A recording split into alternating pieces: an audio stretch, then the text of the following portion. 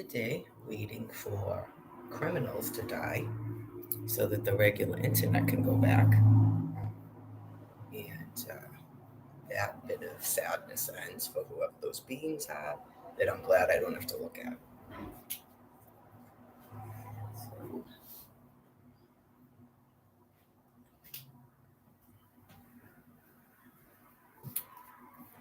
yeah, like I said, I like to type as it knows, and it's just a profound, horrifying madness that beings that sick would have to be corralled onto these computer systems to be distracted because uh, kidnapping people and stuff and being that psychopathically, sadistically insane is pretty scary. That is pretty scary for the population at large. To have beings like that running around. So,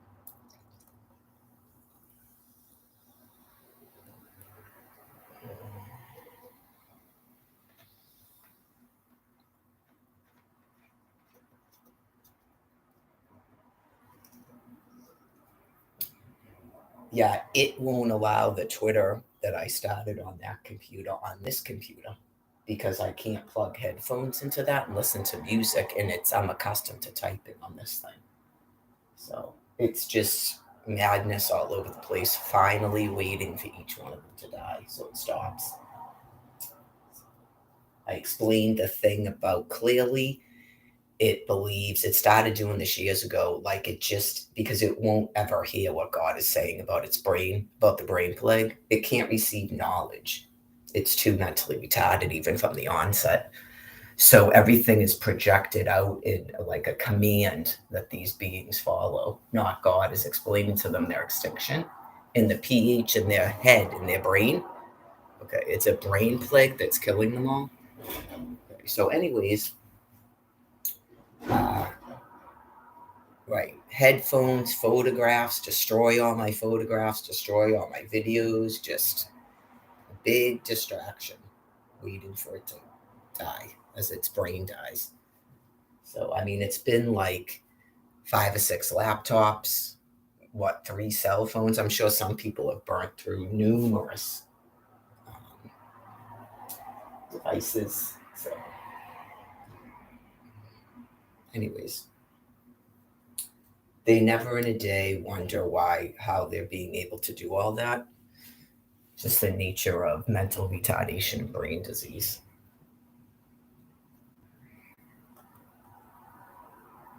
Having my soda, it's nice and cold. Having my soda. Where's my microphone?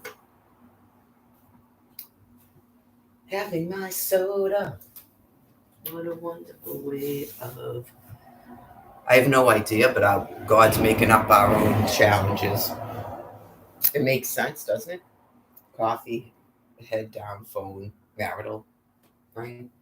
Because the ring was so wide, too. Probably weird people in medical school that are highly intelligent probably do that stuff all the time. I remember the dude at South Station, and in my mind, because I was walking to Castle Island, is that Brian? Get it? Brain with the straps and the building and the.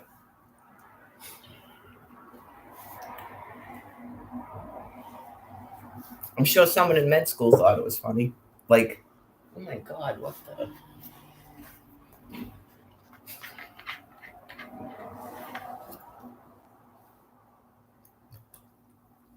I didn't decontaminate properly yesterday, so now I got something going on my eyelid, which I have every faith will be gone in a day or two.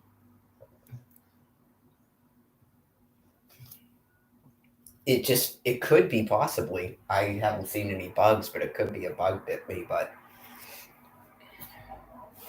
it's slightly itchy. So nope, I didn't wash my face when I got back, and I usually do. So yeah, I'm pretty sure that's what it was. You got to decontaminate after your walks. So especially, I'm gonna have to get a baseball cap because that's way too much hair washing.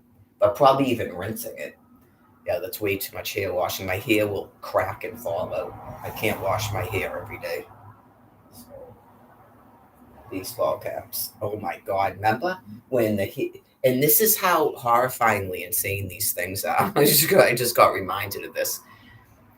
the hair on your head will start to bleach, right? So my hand to God, you can see them on television, right?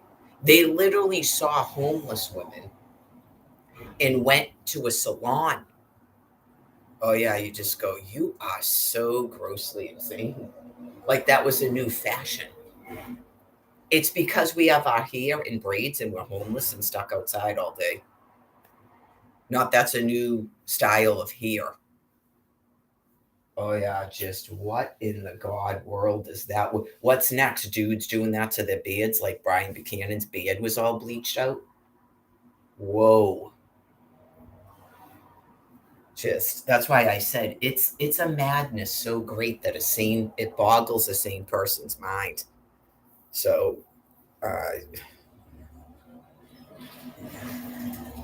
I pointed out that online, because I have a Bible right here, and hopefully most people do. God tells you right in his book that if you edit his words, you're going to die from a plague. Okay, so that's one example of where you clearly did it. Whoever set up that thing online, you've gotten that monstrously ill. And there's one reason and one reason only why you would edit those particular words, because not you don't know. You're not those who don't know, so you're not being forgiven. Just another example of it. You're monstrously insane animals that believe you're having an info war even with the creator God. So it's very, very sort of a weird mental insanity. Right, because lame, that's me. Okay, so you're even gonna delete that. You're gonna delete it from scripture that's thousands of years old. No, you're not.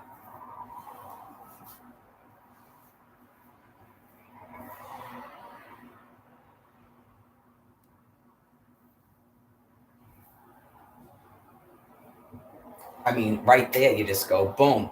Why did you do this? You'd have to find out who did it, and they're never gonna answer you. They just scream at you and go, I didn't do anything. I never said that. Why did you edit this bit of scripture right here? Why did you do it?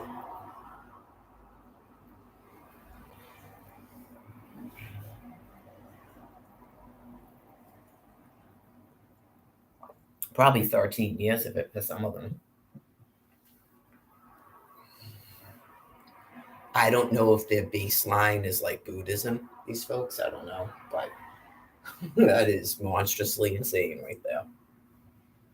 It says right in the book, if anyone removes any words or adds any words to this prophecy, you'll suffer the plagues in this book. They did. You can see it online. They put like brackets and a B. They can't not do it. So you're all going to die. God tells you that. You're not allowed to add brackets and a B to the Holy Scripture. And people are looking that up online. Not allowed to do that. That's adding to it. Just God has a way to make sure his book stays intact, and that's how he does it. They told you that at the beginning. We can recognize every one of your violations of scripture. Not that's a secret coded message.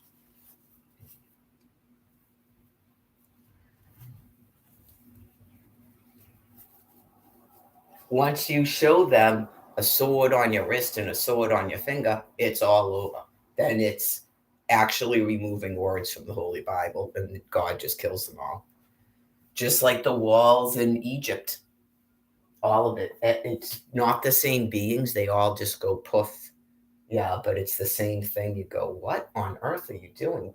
I mean, yeah, my species has had to tolerate this for at least that long of a period of time, at least 3,500 years. That's a long time to have to go through this. So we are not doing this again. That's why there's thermonuclear weapons.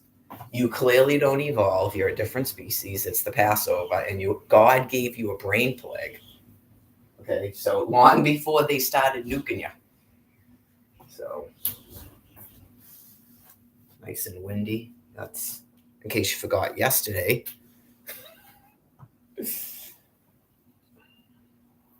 I wore my acrylic sweater in that thing and I was sweating because I was so hot.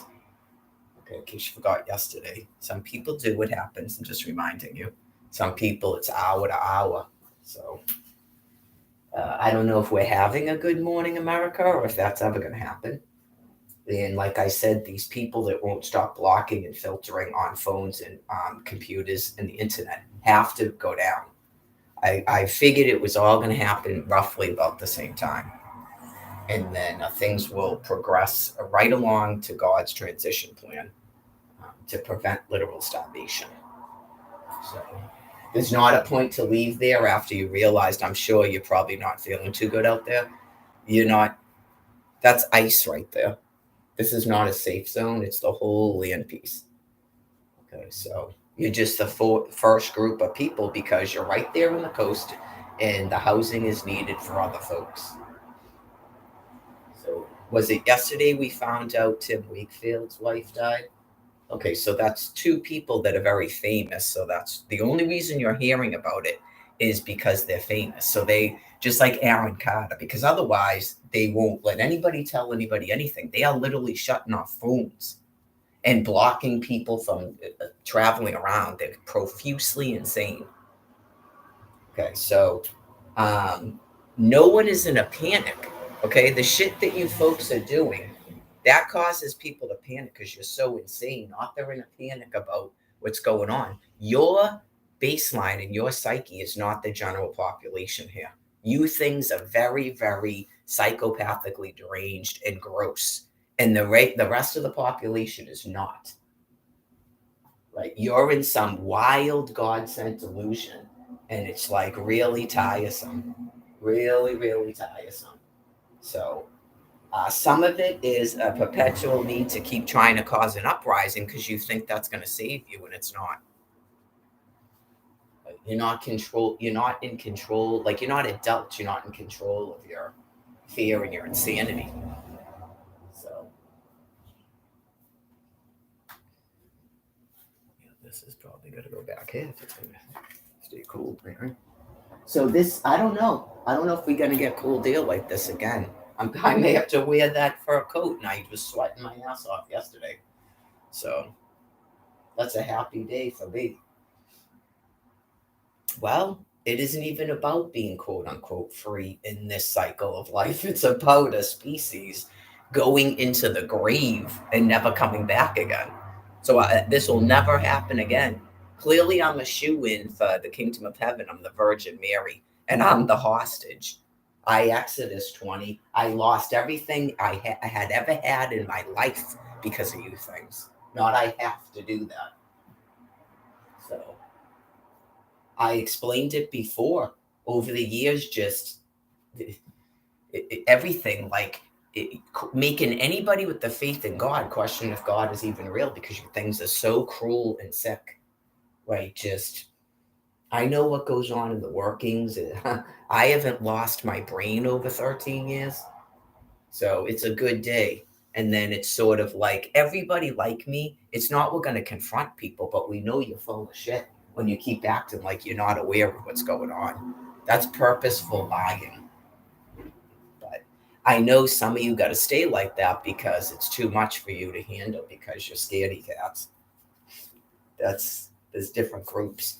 Like Gabby, I'm not going to keep, yeah, we would love to get to the point, Gabby, where we're not keep talking about it. But I mean, I'm a hostage. I got to have an active SNAP food card. I got to have a place to live.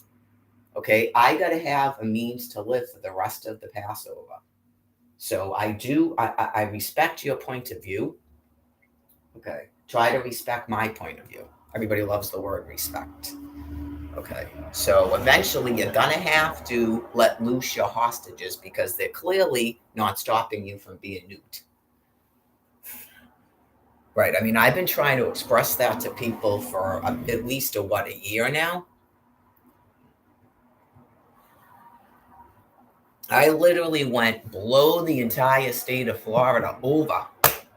Okay, no one created on planet Earth is stopping your extinction. The very fact that you would hold 6 minors hostage like that means that you got to go down and because you're so sick already, you're going to end up killing them. And I believe you already did. There can't be any rhyme or reason to what you people have been doing since 2020, but that. And then apparently that had some meaning as to me talking to other people and stuff. Like you're already got that gone in the head.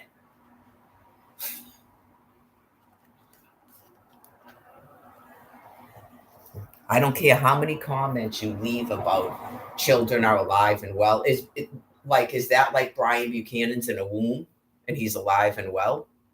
Right. Just you're being euthanized. You're being put down and you won't exist anymore to my point of view. So, oh yeah, I'll check your news in a minute. I feel fantastic, actually. I had a little bit of an issue with my ankle at first, and it's already loosened up. It's probably from jumping up and down, but clearly you get physical effects from the ionizing radiation. They usually resolve. I mean, for me, I don't know if I have anything I can think of that is permanent, other than it does actually probably cause rapid aging. I think that younger people probably notice it more. Yeah, because if you're like 30 and you're going, it's from the ionizing radiation. You know how they tell you that the sun causes aging, but over 80 years, yeah, if you're 80, you're going to be old. I mean, beings that deranged. Yeah, if you're 80, you're going to be old. Not you go whoop and you all have smooth skin. Some of them, they begin to get if you noticed over the years of the verbiage, if you're my age group and you go, yeah, I was kind of wondering that. Like, it has to do with who's controlling your world because they were getting older and then they try to make you think that 70 is young.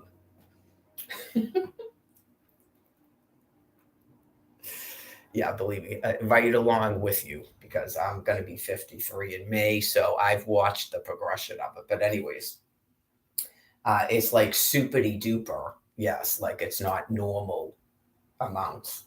So unfortunately, it's worse probably for the younger people.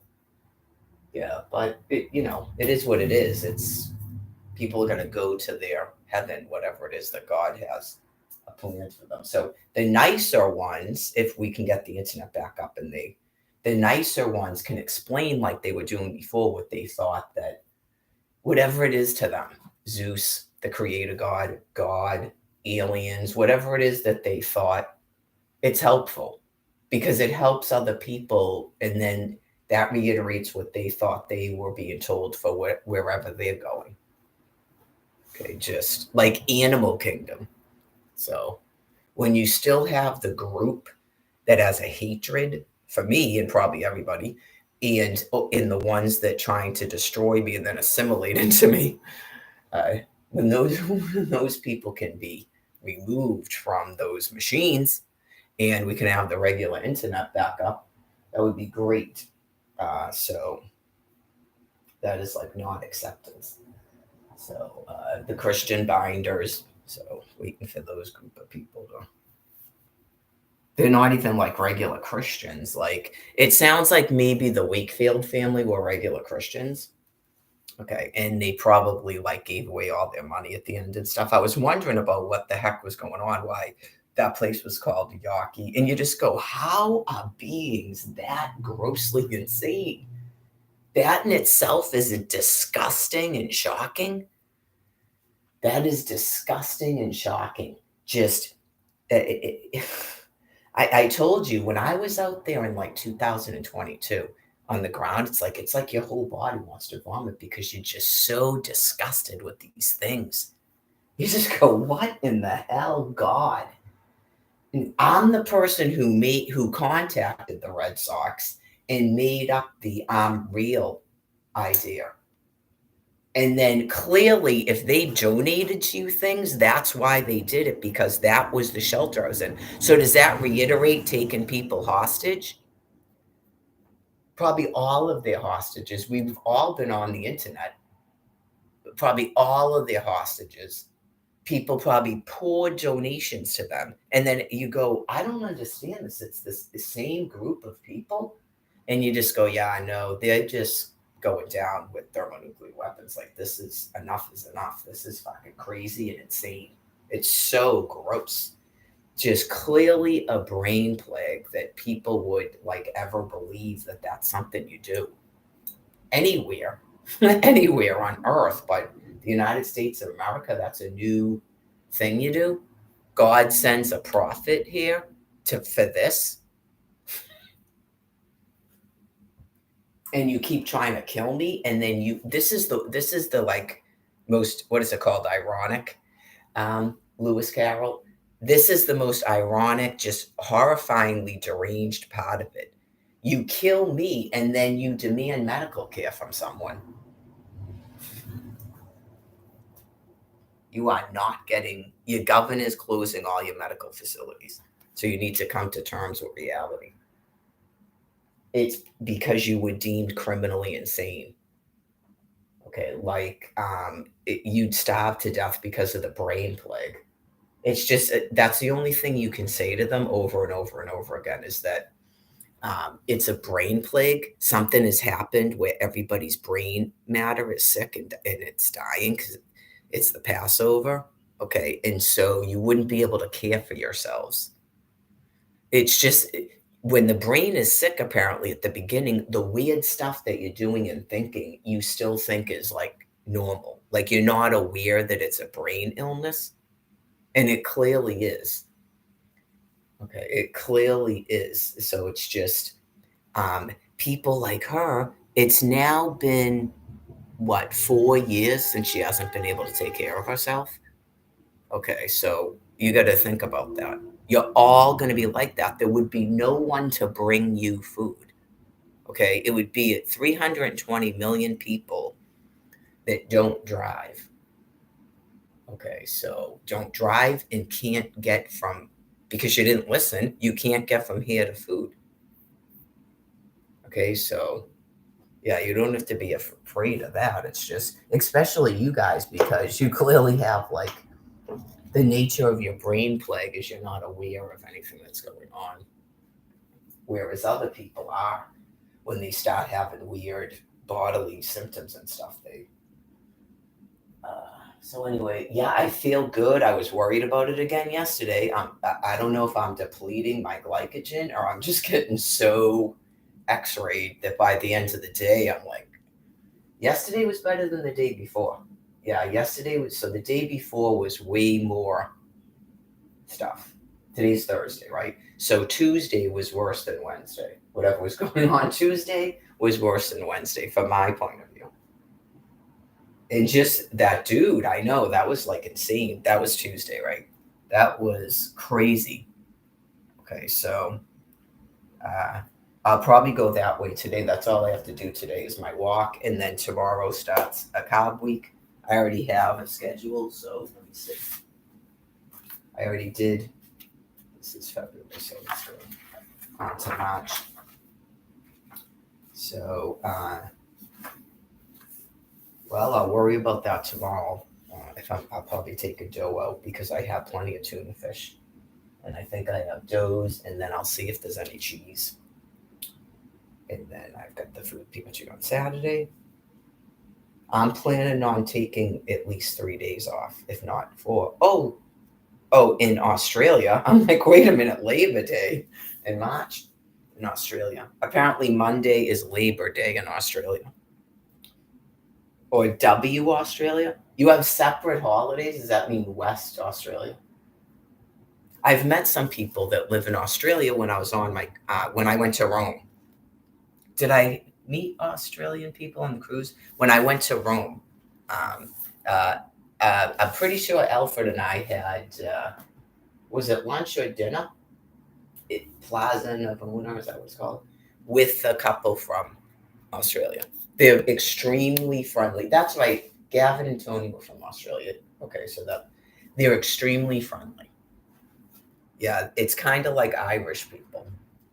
Yeah, it's not friendly like in that weird, they're weirdos way. Yeah, I'm not into that stuff. Yeah, no, they're just regular like friendly people. So probably people that travel and stuff are like kind of different sometimes. It depends. But that's when I don't know if he was kidding or not. Now he was talking about they had this thing where they had a plague of big, huge frogs. I don't know. Maybe it's true. He was saying they have an issue with these big, huge frogs in Australia, and he was saying something about they try to kill them with the rake and stuff, like these huge toad frogs. But I kid you not. Maybe he was kidding. I know, because I didn't get it. I don't know. What was that? 2006? 2007? Yeah, somewhere around there. Carnival Cruise Lines. It was, that's when I went to Turkey and Greece. That came up slightly on the walk yesterday about people that have things in common. Like about candy, just that was the moment that I realized I was like, okay, this is with the difficulty of walking. Yeah. Because when you get off the ship, you walk. Yeah. You got to walk. What is that called? Palatine Hill. Yeah. She was already the first day, just they get angry. And it's like and I don't even think I walked that fast then. They get angry, and it's sort of like, I don't know. It's got to be difficult in life when because it takes away from the enjoyment. What are you going to drive a car up Palatine Hill? That's not going to. Somebody, they probably would try because they have those little teeny cars that are literally the width of a laundry basket. The little cars, they probably would try to, especially in Rome. But anyways, that, and we did another cruise, which was the Caribbean. The Caribbean one, I think, was before that, wasn't it? And we went to the Bahamas to go snorkeling. And I'm out there snorkeling away, we're not a married couple. It's my biological sister. So, yeah, I mean, I'm out there snorkeling away, right? And then it's time to go back to the ship. And then I find out later that they had to help her get back onto the boat because she flipped out. She couldn't stand being out in the open water, even that she can't snorkel. Like, she just panic attacks or whatever. And she was explaining it to me. She goes, yeah, I just went out there and I just immediately was like, I can't do this. And I felt bad, obviously, because I had no way of knowing that. But I mean, even if I knew it, like, should I not snorkel? Yeah, so you just, I went through that business with Alfred. That's why I started traveling with you and then Barbara Hutton. Yeah, because he wouldn't even get on a dance floor and stuff. It was like, I got to lose this dude. You know, that thing, you got to lose this chick. Right? I got to lose this dude. Just, I was telling Groshton Morrison about it. Pivotal moments in your life, like the Paris trip, which I think was 2006. 2008. I have got to lose this dude. I mean, it goes beyond everything. You just go, I just can't keep doing this. I'm like, I don't have a baby on the breast anymore. And this is the rest of your life. Like, it's now been 13 years. He's not going to be doing the things I'm doing.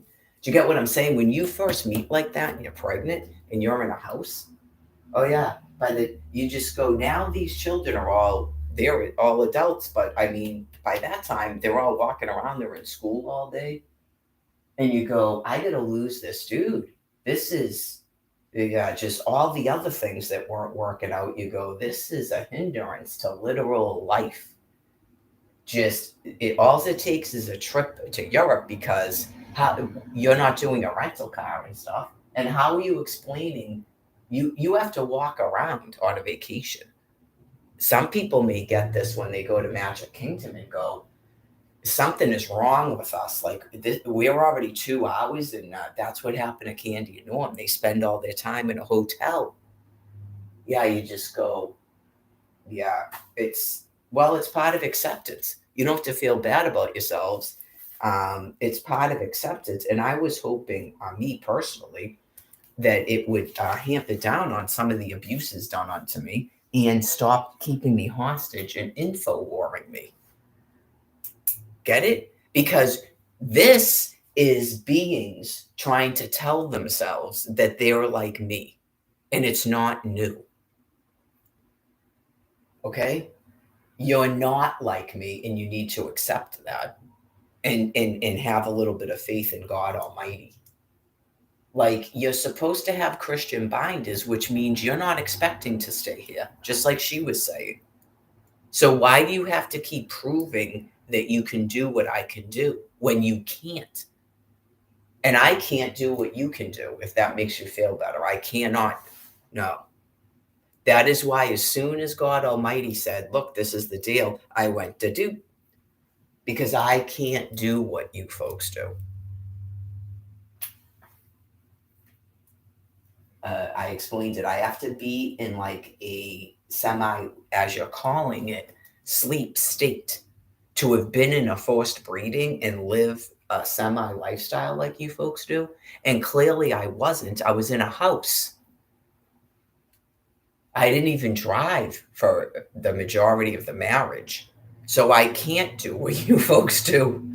And to some degree, I wouldn't even realize that until 2011. And then it becomes a horrifying nightmare for me. I can't be myself. I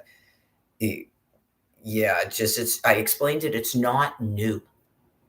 No, I didn't suddenly have like a spiritual awakening and all this stuff other than what I just explained. Back in the 70s, had I been brought to a priest or something, that may have been more evident, and I probably would have gone into a nunnery. Because the family is so abusive and isolating, there's probably a lot of lies told about things, even at the Catholic Church. Because clearly I attended St. Mary's and I took this CCD in First Holy Communion. So clearly from birth, whatever it was I was saying and doing was not being reported to the church. Okay, because clearly there's a birth record and they go, Mary Gladys Martin. You get what I'm saying? And she's saying what? And she's, okay, thee and thy, is she reading the Bible? You get what I'm saying? I would have been put into a nunnery. So anyways, not this is new. I think that's the one glaring thing. And if they forgot, they have to ask themselves. They didn't go for ice cream and go, thy gypped me. We didn't used to eat ice cream down to the cone was like this. And it was like a little tiny cone and go, they gypped me. Well, you weren't taught to say that. And then you were making fun of me saying, thy gypped me. That never happened. Well, it's possible, but I don't know if they just don't remember things, but I'm pretty sure that happened. I don't see how you can put memories in your head. That is possible, but it was some ice cream place somewhere that isn't in Dedham. You probably used to be right over there where you get the coatings on. It was a soft serve place. So anyways, I know you just go, that's your answer right there. Because if you remember uttering that I gypped me and laughing, that's why. If you forgot that I was actually talking like that, that's why you would be saying that. The King's English, I think they call it. So also, if you forgot, I was tested to be double promoted, in case you guys didn't know that. I'm sure the Avery School knows, right? So they used to have a thing where you'd go and do special classes and stuff. I think Sandra Bonzak did it. For some reason, I didn't qualify for it. But I was tested to be double promoted. I actually remember taking the test. So, remember Mrs. Cicchetti, is that her name, the first grade teacher? And she would put the desks closer to, she would pick like the smart kids and put their desk closer to hers. So anyways.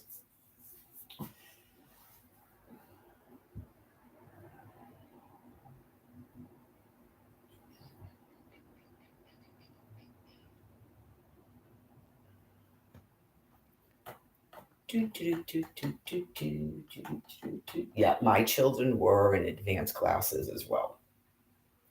So, well, I was supposed to be in advanced math in eighth grade, and it was like during a time period where I was already, that's what happens to children that fall through the cracks, as they call it. Even people that are highly intelligent, yep. And it was just, you veer off into a social life and you don't do your academics. It's usually seen as a cry for help, by the way, but even that wasn't picked up.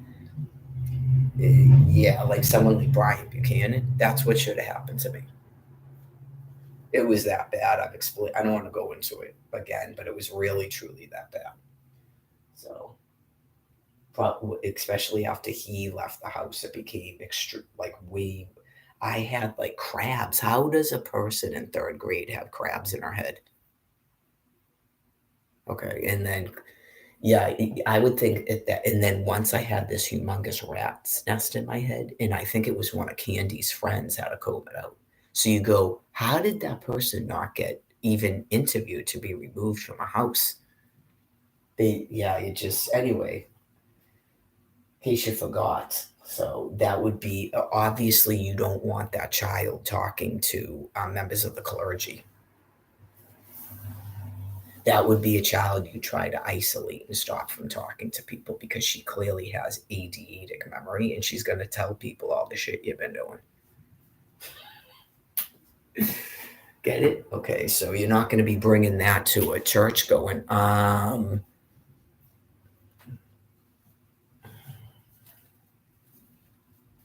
so probably some of these people that once they realize the kid that they've been either abusing or is in a household with that much abuse going on actually remembers things.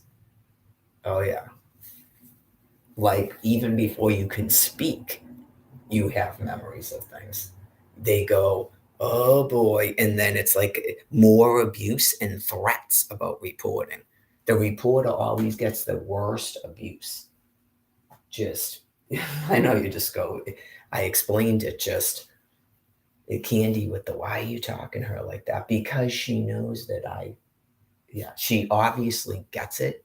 And it's like horrifying to her to have me in a house with her because she knows it.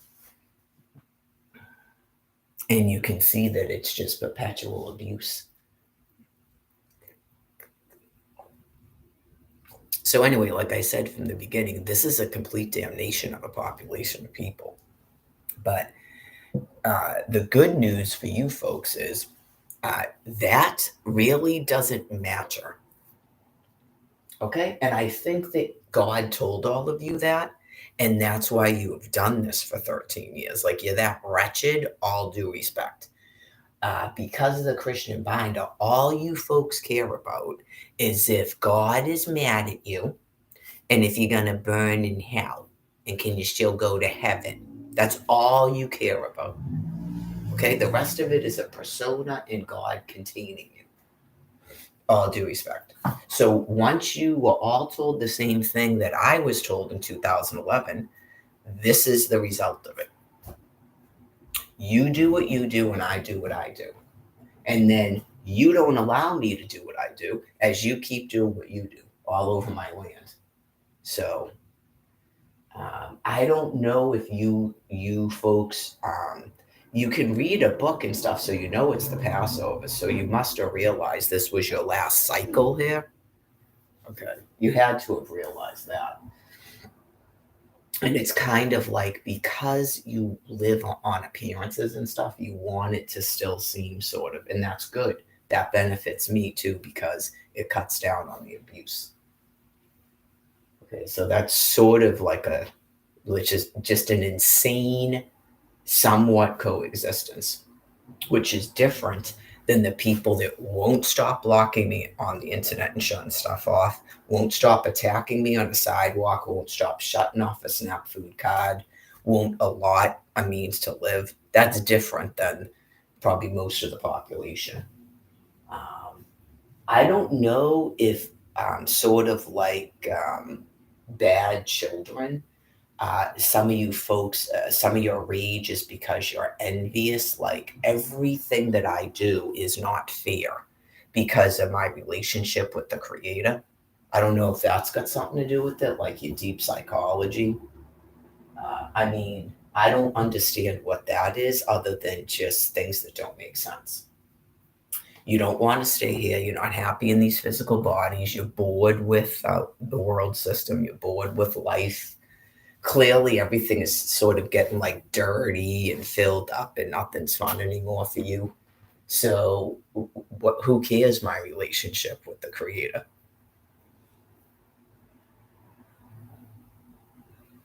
That must have something to do with the maturity level or something. Because you go, I don't care about your relation. Do I go, oh, that squirrel, and it's doing this and that and stuff, and that's not fair. You don't even want to be like me. So why wouldn't you go, oh, that poor person that God has made her like that, and she doesn't get to do this, that, and the other?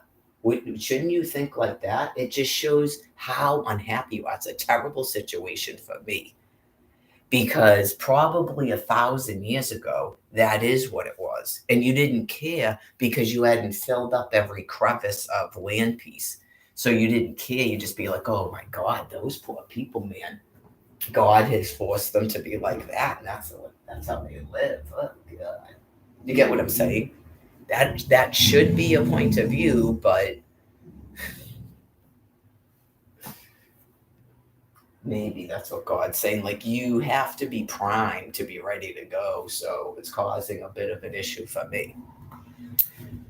Life is a lot different for me. And then the perpetual problems that your species is causing me. No other species is causing me. Look, I don't even know the last time I got bit by a mosquito, unless that's a mosquito bite. Just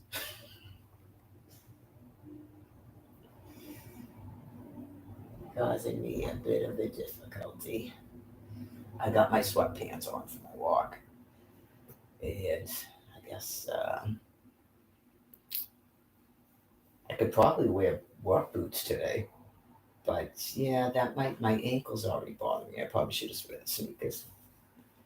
But yeah, man, I was like going to town and jumping up and stuff, and then my ankle seems to have finally recovered yesterday and this morning when I first got up. Now all of a sudden it's fine. I was worried like I sprained it. I remember Tom Kent always talking about sprained ankles because he was a jogger. If I push it too much, I can tell it's a little bit sensitive, so it's gonna get a bunch of days off.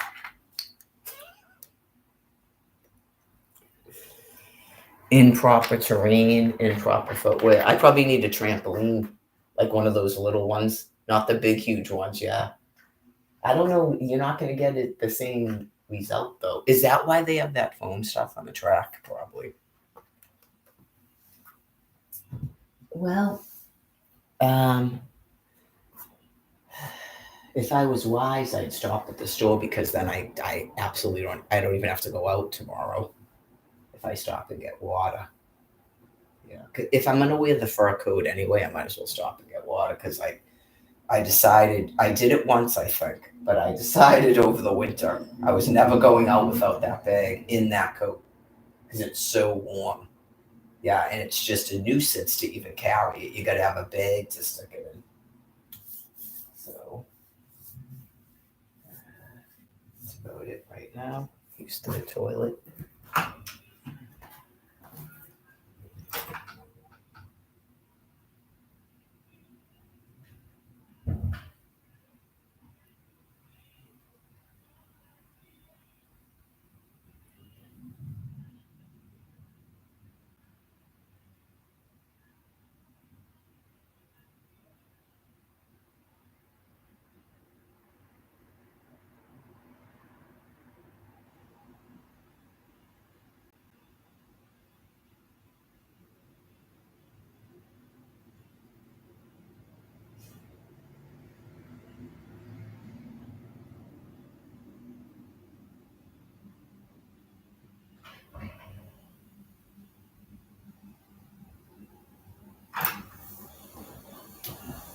My hope is that the fraction of the species that's grown accustomed to having me in an emotionally torturous state is really losing members quickly.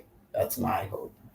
Um, right. And I hope that the people themselves feel relaxed and happy to be going to heaven.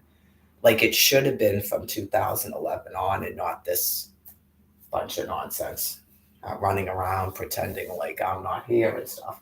Um, I hope that they're feeling happy about going to whatever heaven that God has intended for them, and not, yeah, like it's obviously in a different time period would be viewed as horrifyingly scary and tragic because of all the death.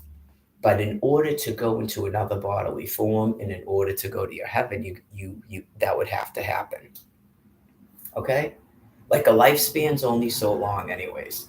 So I hope they have sort of the mindset like the Wakefield family, where right, they're done with the process, and then wherever they are, they're in bliss somewhere. And if they intended to be together, then that's what is happening. Because I don't think God puts desires and thoughts in your head for the future.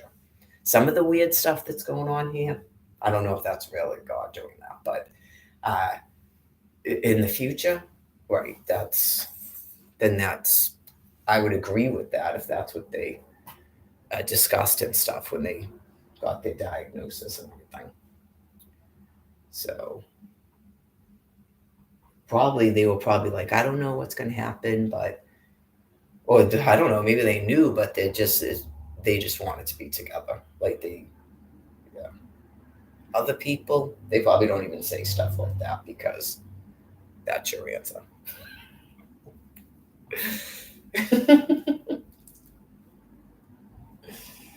So, like they're gonna be a set of bugs together or something, or a pack of wolves, a wolf pack or something, wherever they're going. They're gonna be at Madagascar, stuff like that.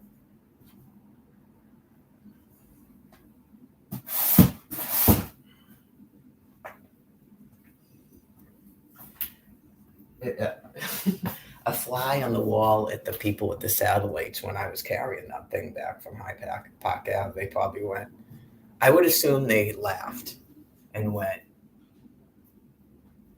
I would I would hope somebody in the military would actually say, "What is she going to stop building her own missiles now? Like what? You better watch out. Does she have a way to get radioactive material? Because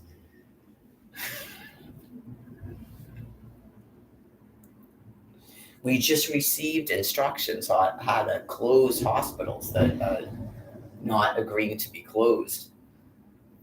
No, it wouldn't tear down the building. That's why the instructions are that it wouldn't tear down the building. It's not enough to tear down a building. No. Like you could disable a thing on the corner and it like has a partial. It doesn't. It's not gonna. Yeah, that's not Timothy McVeigh level of stuff.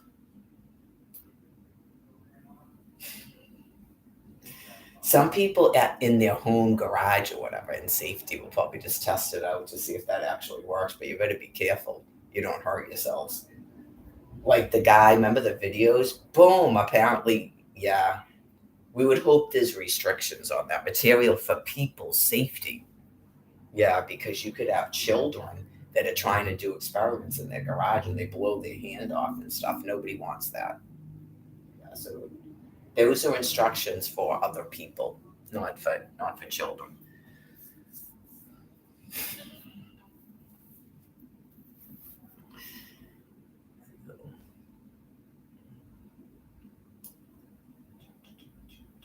I don't know, but yeah, in a sense, it.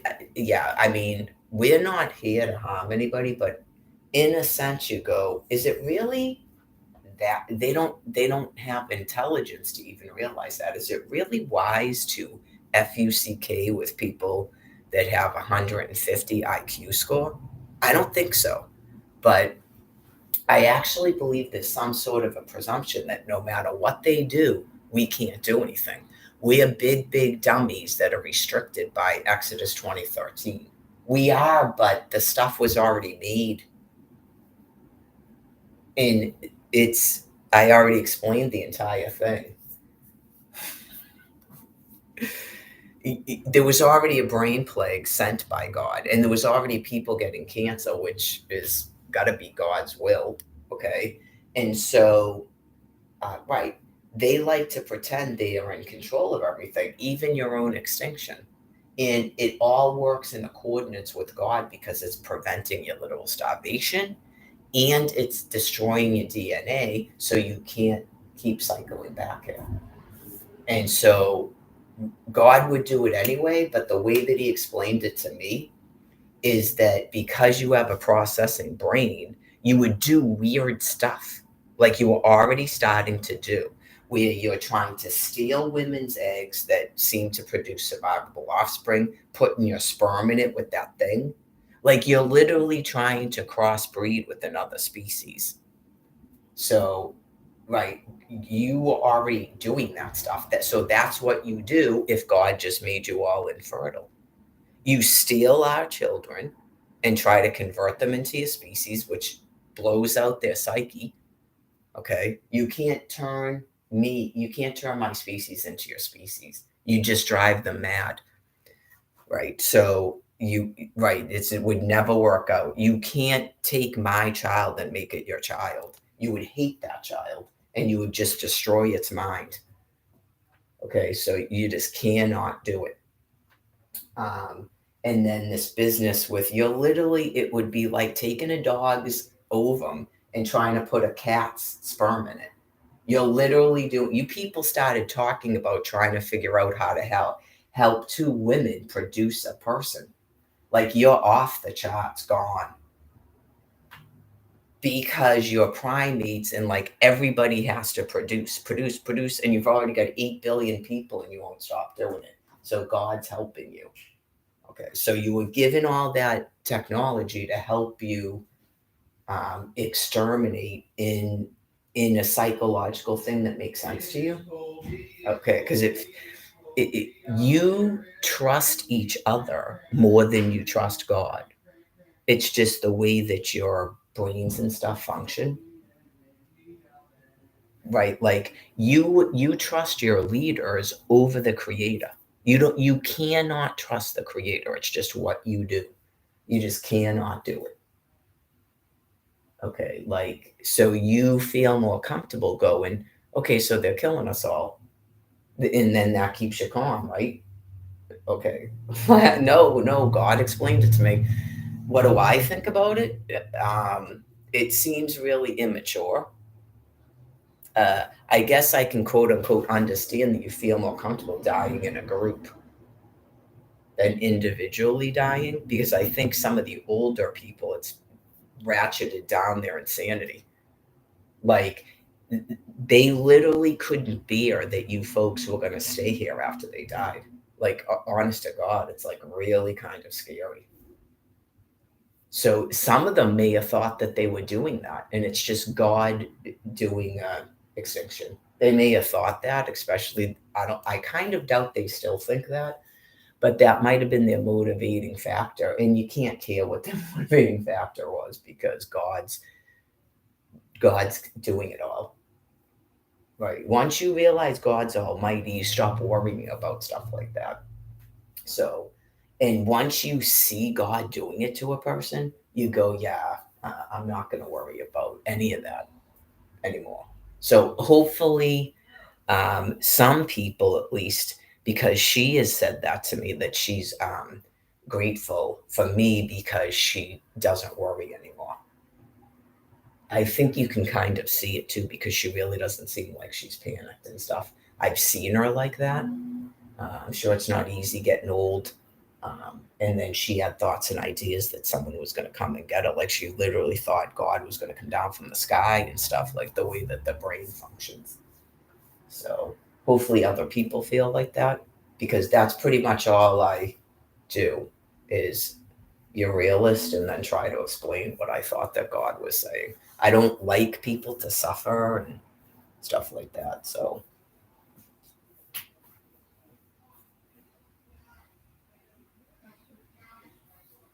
Oh God, it was disgusting this morning. Most things I can't really talk about for my own safety, obviously. Just, it's like a war of disgusting smells. Yeah. So I have my own air fresheners here, which I explained one of them was removed from the bathroom. So say no more. I'm not going to get into it. Just, I remember Candy would go, she was taking like some sort of mop, like some sort of like pine sol or stuff. And you just, oh God, God help us all.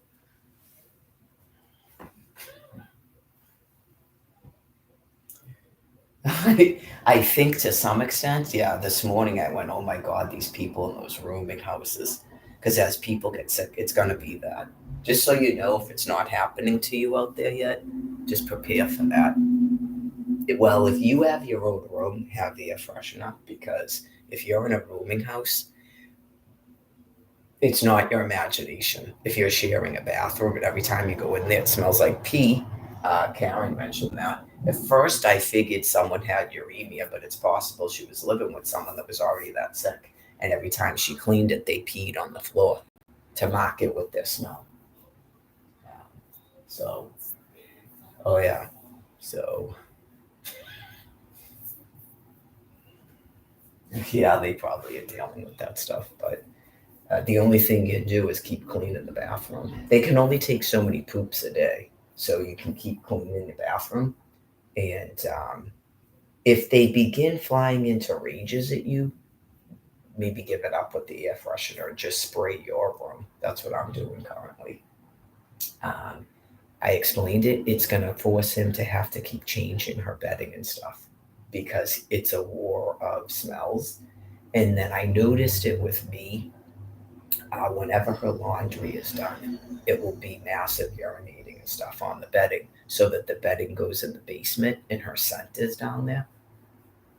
It's just something I've noticed. There's no way it's a coincidence, but it is what it is. So it's all working out. Like I go down to do jog walks and wash her stuff, and I think he was down there today. So because yesterday I put in some of her stuff, and that's obviously it's incredibly disgusting to keep picking up bedding and stuff that's soaked in urine. And then sometimes it has like remnants of people's defecation and stuff on it. It's clearly wickedly disgusting. And there's no reason for it, but it is what it is. Because people, I'm waiting for right now, if you're out there, I'm waiting for 100,000 people to die. And then we'll see if they can fashion an apartment for me. Or it'll be the next 100,000 people will be moved in, and then they will be put in a grave, and then we'll see if they can fashion an apartment for me. So that's your reality. I'm not making threats. The man with the thermonuclear weapons explained it to you because you're holding me a hostage on my own land and you're criminally deranged. So I don't have to do anything. He's already doing it. And you can't arrest Benjamin Netanyahu. Okay. I'm sure you can't even find him. I don't know if any of you tried to fly to Israel and assassinate him or something in some wildly insane nonsense where you need to face what's going on with yourselves. Okay. In terms of that's a good question. What is going on with you mentally that this is still going on with Muriel Lagore? What is going on with you mentally? And if you can be handed a microphone to explain it to us, because it's interesting to people in the academic field, the clergy, anybody that still has a processing brain, because it helps us understand what God's doing too. Like, what's going on with you mentally? Because it seems part of your self termination, but after so many REMs, God, yeah, that's what I thought. After so many, are we still going with that? After enough radioactive material's been released, yeah, once all that stuff is released, he'll make you think to stop this with me. Okay, because you've already ensured your total and complete extinction. So I felt that you did have a population where they had to be literally nuked till they died to free up the housing units, like I explained. So, and then as you can see, they're still not. You would think that you would have think they would have thought that, but they didn't. That's it, like the power of Almighty God. Like when they put me in the room, and then they screwed it up, and then they put me in a hotel, and then they screwed it up. I was just out there again, and they screwed it up. They just keep forcing me out of their kill zone. I mean, this is a kill zone too, as you can see and feel. But yeah, you just go, okay. You never thought to put her. The judge at Dedham District Court tried to trap me there. And you started shutting off a coffee maker, all the same business. I know. You go, why didn't you ever just put her back in a room? That was your boron shield, wasn't it? Weird. That's almighty right there. And clearly he uses just all these various psychopathically deranged methods of envy, where they keep thinking they're tricking me into not being able to do laundry. Yeah, they're throwing me on the ground to have my face frozen off. They just keep thinking all this weird stuff they're doing. That's what he does. Oh yeah, that's what you can't outthink the creator. I'm gonna put my sneakers on. I'm not comparing Katana to those people, by the way, but he started explaining it to me in the context of her buying food.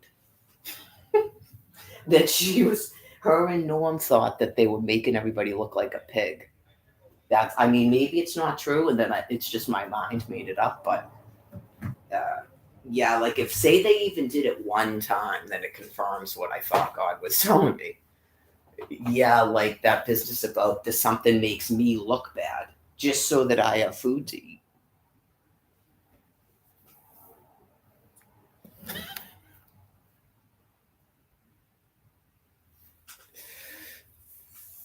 It depends on he does that stuff to me, you know. I'm not impervious to it either. It just depends on what's going to work on your psyche. Sometimes in the past, it was other people might watch you, like when I was still trying to buy 12 packs of soda and not the bottles, even though the bottles are cheaper. Right, like other people might notice this. Someone might be hurt, like by the fact that now you don't care about them anymore. Like you're just like everybody else and you're buying bottles and not cans. That's how he was getting me. Like that's my it gives you insight into I'm the Virgin Mary. So that's how you get to the Virgin Mary. You go, someone's going to be hurt by this because they think that you gave up on them. Yeah, I don't have a sinister psyche. I'm sorry. I know some people think everybody lies and stuff like Dr. House. I'm the Virgin Mary. You have to trust it. It's really sort of that, I guess, bad as you call it. Anyways, that's how he gets me. I don't know. Some people, because they have such a hatred for me and probably themselves, because they feel inadequate when they're a different species. I got stuff like that. Like that means I'm grandiose and stuff. It's like, I guess. I mean, that's grand. I don't think that's what grandiosity is, but I think it's the opposite of that. Like I have a responsibility for other people's children's feelings. That means I'm grandiose. I don't think so. It's the opposite of your species that has no personal responsibility. Right. No personal responsibility. It's not your fault that you're hurting people because God should just do something. That's generally what I get from your species.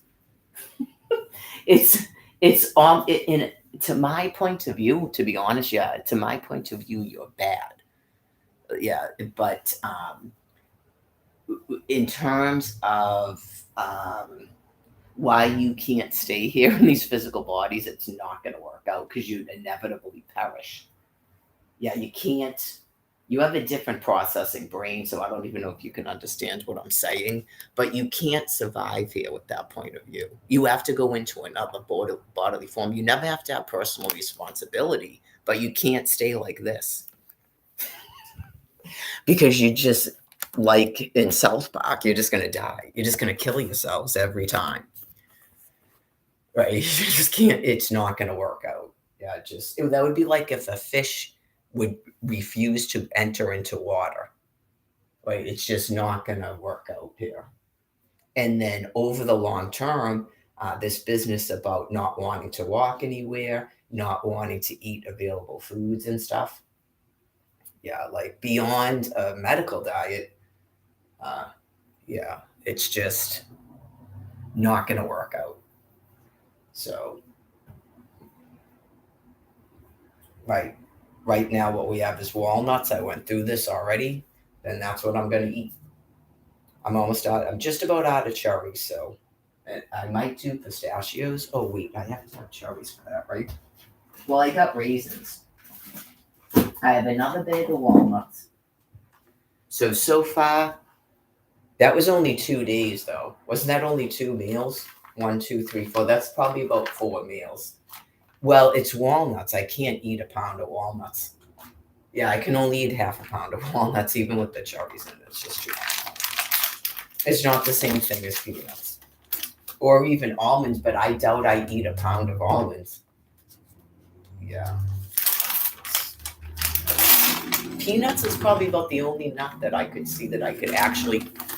I have eaten a pound of pistachios, so that's untrue. Pistachios, if they're unsalted, I could probably eat a pound of pistachios, but I don't put dried fruit in it. But that's probably enough cherries. I can mix in raisins if I do the pistachios I already have shown. Peanuts is probably about the only nut that I would eat an actual pound of. Even cashews, I don't know if I can eat a pound of cashews in a. Yeah, like when I used to do that Super Bowl thing, I would mix in. I'd probably do a half a pound of peanuts, and then I'd probably mix in like pecans or something. Yeah, so I don't eat a pound of pecans. Oh no, I don't even just eat pecans dry. They usually go in a Super Bowl. I mean, I probably could if I had to, like the walnuts, but it's a similar type of nut with a different flavor. So that was awesome when they had those almonds. I definitely don't eat a pound of almonds like the peanuts, So I'm not getting as much calorie and fat. It's just something, the nature of peanuts, they just go right down.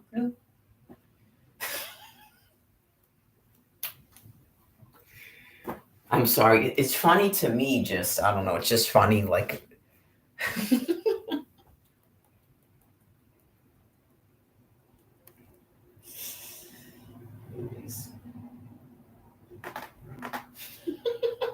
You know who probably is like that? Freddy Krueger. Yeah, I'm sure Freddy Krueger probably takes a walk and talks just like I do. I would have to presume that. The only other thing is if Freddy Krueger was like, well, I thought about it and I actually think that was some sort of weird thing that never should have happened. Well, I guess so, because it's not making sense to me, but it doesn't mean it's not true. It doesn't make sense to me because that's not me. Right. She might go, I think if I'm a man, I actually just go with the woman, but I don't really want to discuss my personals. Yeah. She might be like, I actually just think I'm straight out straight. Okay. Well, people would accept that. So that's you. Uh, I would think you're going to have periods of time where you're completely celibate, but I'm not. Yeah. I don't know because it controls the population. But anyways, I definitely know. I mean, you want to, if it's like every other time, you're not getting any children out of me when I'm a man. I just do not, to me, nope. There's just nothing about females. Because I know I'm probably completely different when I'm a female. Yeah, the whole entire thing, like it's a built in, like almost like nurturing mechanism to raise children. And it's just, all of that is like gross to me. All of it. That's why, as a female, I'm really not into all of that. Yeah, it's just talking about your hair and we're gonna do each other's hair color. It's just, I'm not into any of that. So yeah, it's not just about parts, but the parts to me are just it's just not a thing I do. So I know I'm nobody's father. Yeah. So I don't know if people haven't. Sometimes people have. Maybe Michael Florian would say that, which is kind of scary because then it becomes even grosser. Where well, apparently, then you'd be a person that I think is a father until you're completely not putting your boob in my face.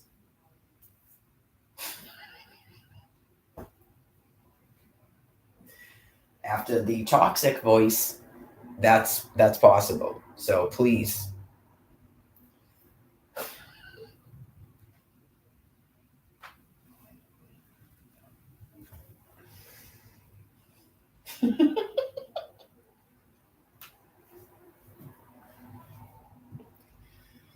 Okay, just anyways, yeah, you'd have to believe that about another person. Yeah, you'd just be like, oh, okay.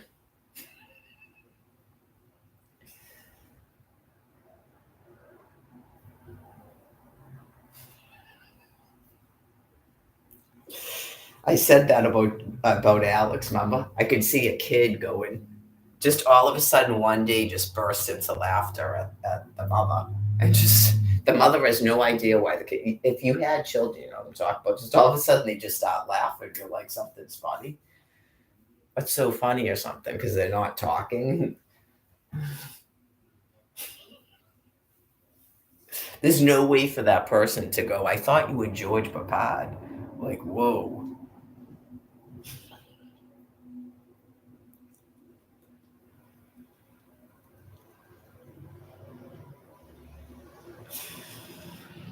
Yeah, just the brain, I'm sure, doesn't even register and stuff because it's like a child is a child. Child doesn't have any of that. Yeah, so it's probably just a joke. And then every parent then gets freaked out when the kid starts laughing like I did a huge psychological boots on you.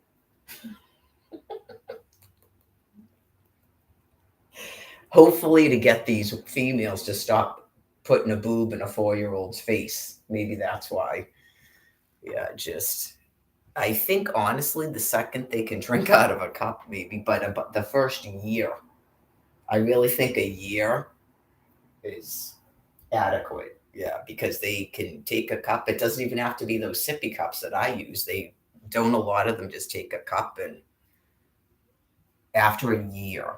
Yeah, I'm not telling you to stop breastfeeding in a year, but I'm just saying breastfeed at least a year and then ask God, I guess, at that point after a year. I just, because I had children, that's why I go, 4 years old. Jesus, mother of God.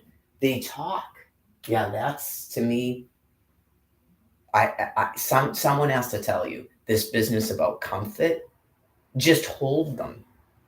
Yeah, that's like, yeah, something's going on where you got addicted to the hormones and stuff, and you may be becoming a pedophile. Like you're in danger of it. Don't get mad at me. I'm just saying if you're putting a 4-year old on your breast, I think that you someone might need to just have a conversation with you about what you're doing. Okay, that is it could be that you're in an abusive situation and it's a blockade for you to keep other people away from you. Sometimes people do odd things. But yeah, I mean, that is even my daughter who spoke late was talking by 4 years old. She was off the breast by like 5 months old because my milk dried up because I was pregnant with her sister. So, but yeah, I mean, usually by a year, and because probably I naturally run out of milk anyway because of I'm so thin and stuff. So how that could be some of the confusion. Like, how are these women still producing milk? Right, that might be some of it. So they might go, why would I still be producing milk? Well, it could be you're not really supposed to be. Like you're too heavy. Yeah, because when it's twice a day like that, you'll be really running out of milk by twice a day. They're already doing that by the time they're like, what, 8 or 9 months old? They're only nursing twice a day. So how are you at 4 years old? Are you forcing them on the breast? Okay, I would say maybe 2 years old would really be a cutoff. If I'm going one, mine were all off the breast by a year. Yeah, just I know that that's been a conversation before, and people got like weird with it. And do you accuse people of having dirty minds? Okay, that's sort of a baseline for a pedophile. Okay, that they all say that, just so you know, they all say that. Oh, dirty mind.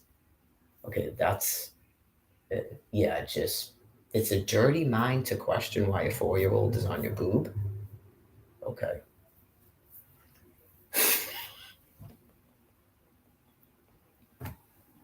I don't really take a 4-year-old and go like I'd have to be like, ooh, there's a baby on the boob. I guess to have a dirty mind. Yeah, like I was kind of meant like scientifically, like what's going on with hormones and yeah. Some people might say that too, that you could be actually sort of belittling the child by doing that. So you might have a fear of your child growing up and being independent. So uh, that would be a good poll to find out what they think about the term terrible twos, the ones that are still breastfeeding at 3 and 4 years old. I never encountered that. I mean, Jessica Savage had some terrible ones, I gotta say, but I wouldn't call her terrible, but she's very demanding. Yes. She has a very strong personality. That's how they act. So if you don't like people that are boisterous or whatever, then hopefully to God, He doesn't give you children like that. Yeah. She just doesn't enjoy being a baby from my point of view. Yeah, she does not enjoy being a baby and not being able to talk. That's what I would say, just right from the get go. I wouldn't even call that colic. It's just, and then if you don't know what's going on, she flies into a rage about why you sticking a boob in my face. Like, seriously? Yeah. Uh, she's probably like, where am I? What the hell? Blah, blah, blah. Because how quickly she rolled over and stood up and stuff. She just doesn't like being a baby. So that's what I would say about the ones that do a lot of crying. Yeah.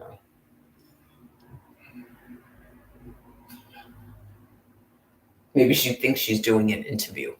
She's doing a news report and it just comes out as crying. And then what is this? I'm trying to do I'm trying to do a news report. Why is there a tit in my mouth?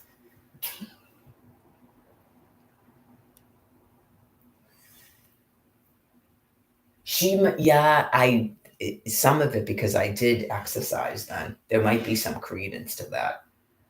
Yeah. Yeah, after I had her, I was doing step aerobics, so there might be some credence to that. Yeah. I don't know. I don't think I was doing that after the other ones. Yeah, after her, I was. So,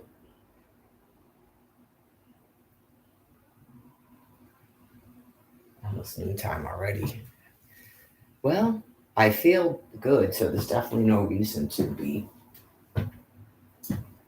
trying to delay a walk. Well, after yesterday, I don't really have fears about that person. So, like I said, I've never seen that person over there before. So, I would, if that's not a regular route.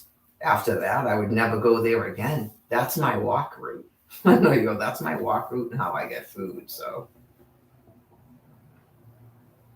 I think that's pretty much this. I walk at pretty much the same time too. So, take that for what that is. I'm definitely not going out looking to interact or yell at people. I try to avoid people. Even when I'm in a bad mood. Probably even more so when I'm in a bad mood. I try to avoid people.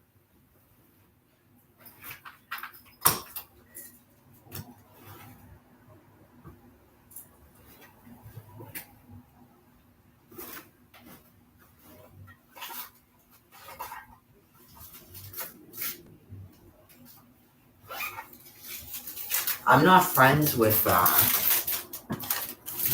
Candy's daughters, but yeah, one of her daughters is actually married to a black man.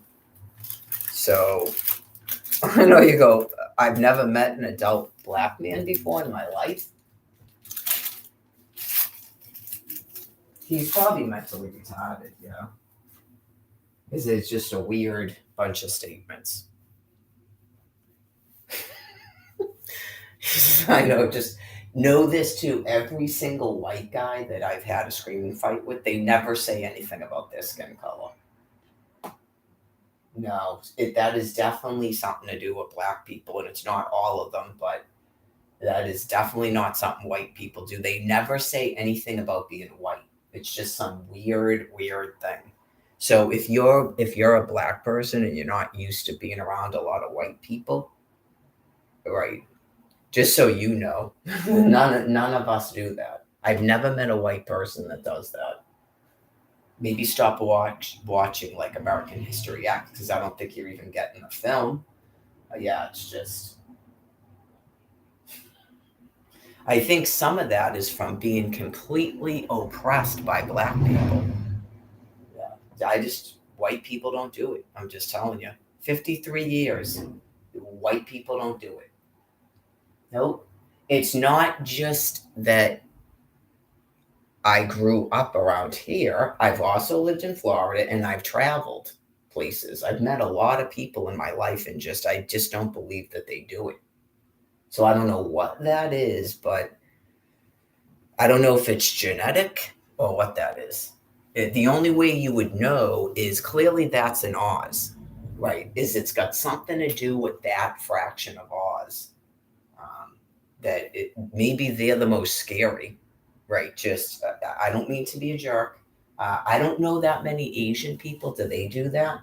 Okay, so if they do that too, then I would say people doing that are probably the most scary, the most aggressive, and the most scary because of the brain disease where they're going like this and they've got to attack everybody that doesn't look like them. It's right in the fig tree video. What's this?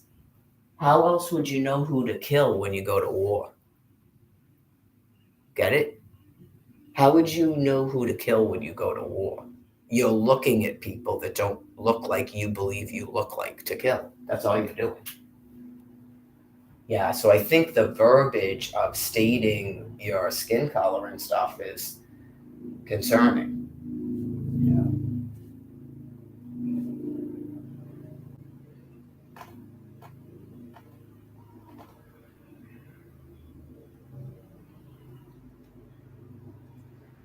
Isn't that the whole thing about MLK?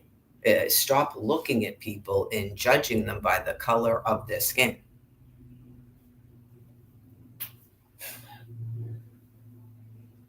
Scary. Anyways, clearly he knew because he grew up a different color, so he knew he was in the memo. Get it? And was probably like, oh my God.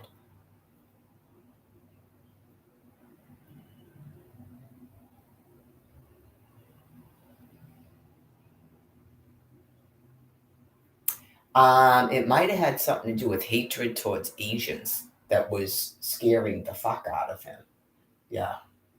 Like, what on earth? How are you people that ignorant?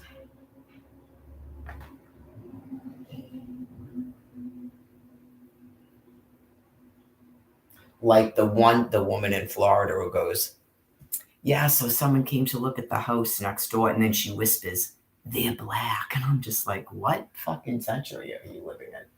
Because that's so rare. That's what I'm telling you. That's so rare to hear, even as a white person, as you call it. You just go, whoa, what? That's not a common thing. I know because comedians joke about it and stuff, about the black olives. So it's clearly some issue with that ingrained paranoia. And what I kind of got at the beginning was that it's people who can't accept that people just don't like them. So they make up that the person doesn't like black people or something. They just don't like you. Right? They just don't like you. Just like someone doesn't like a white person, they just don't like them. Unless they do that thing where they just have a generalized hatred for people. At this point, this is what I notice, especially around here and in Quincy, which is new in Quincy. Everywhere I go, it's nothing but dudes. And just when I saw females walking around, you have a dude out there attacking me. Okay, so that can't be right. Something is terribly wrong where every time I take a daily walk, it's nothing but dudes. So clearly something has happened where females are afraid to fucking walk around right here in Hyde Park in Dedham, Massachusetts. Okay, and it's just probably something subtle that maybe they don't have access to the internet and everyone's being blocked and they don't have a way to explain it to me. Okay, women in this country outnumber men. There's more females than males in the United States of America. So when I go out for a daily walk, why am I always seeing males? That in itself frightens a female. Get it? Because it seems odd.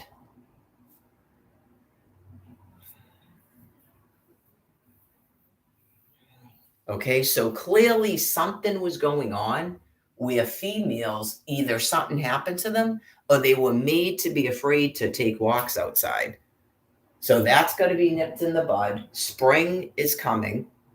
Okay, and people are supposed to be in a walking program. This is not part of the MBTA rapid transit communities. So, yeah, like people drive places, but that doesn't mean they don't take their dog for a walk, go for a jog, get it? Take an after dinner stroll. Of course they do. And it's been at least 4 years now I've been walking around here going, what is with everywhere I go is a dude? So something's wrong there. And it's got to be that they're being harassed by males. So yeah, I am going to talk to you like that. And you're not going to stop me from talking to you like that. That can't be a coincidence. And I've mentioned it before. Okay. I don't care what people think culturally, and I know your community and your thoughts and ideas. You need to be out there. There has to be an area to get you people to live in, and then an area where normal, sane people live. Okay. It's been years and years and years I've been discussing it. You're not going to convert me to your thought idea where everywhere I fucking go, I have to talk to a dude. No. And it's definitely that because on the rare occasions there is a woman outside, they don't talk to you. Okay. But if you're a woman in the community that does that, yeah, sometimes I don't even want to talk to females. It's like, I'm not going outside to socialize. I'm clearly on a brisk walk. It wouldn't matter how many sets of headphones I have on. So that's ignorant and clearly harassment when a person is walking fast and has headphones and or is talking into a phone and you're still doing it.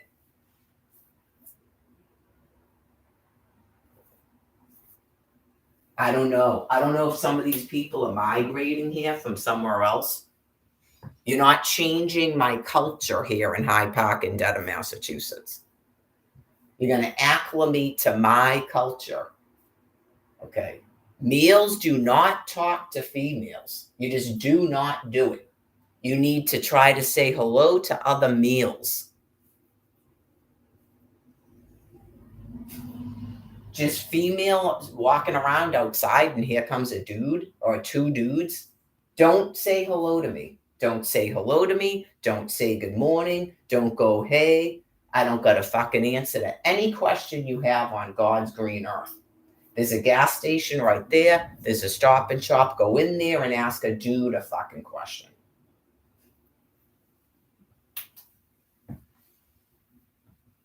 I went through this shit in Quincy, and then sometimes they purposely do it, thus for showing you how fucking insane they are.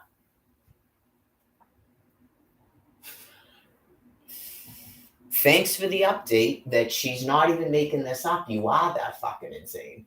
Okay.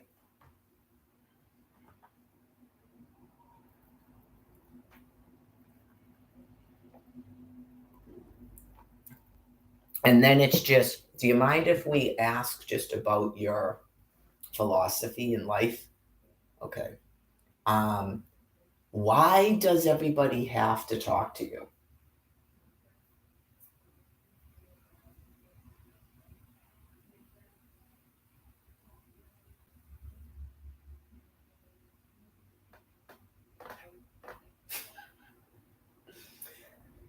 I know you just go, never in a day have I ever heard and met people that mentally insane.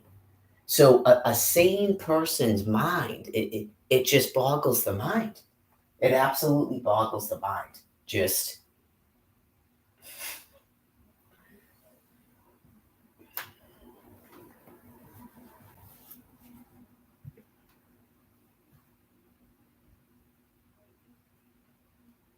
probably, it's probably helpful, even though I'm old now. It's helpful to go, okay, so why does this dude think I have to say hello to him?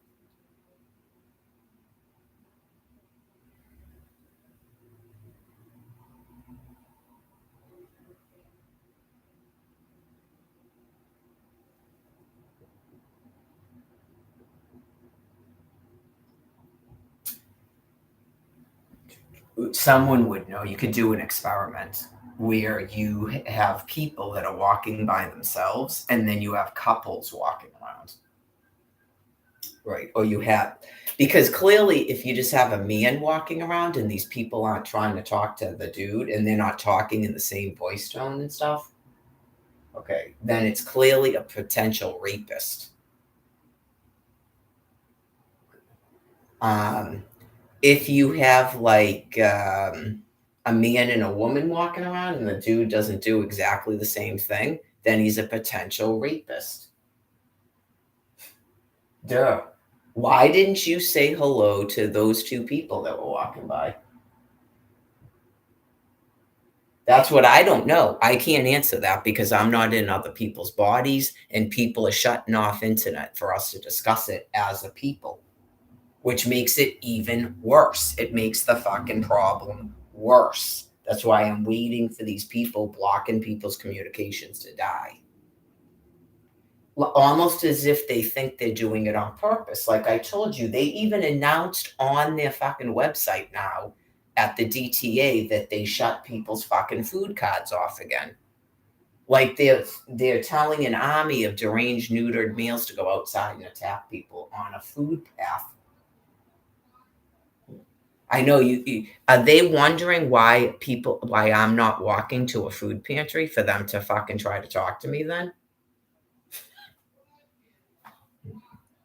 The people at the food pantry know because you folks did that in 2021 because you're mentally deranged.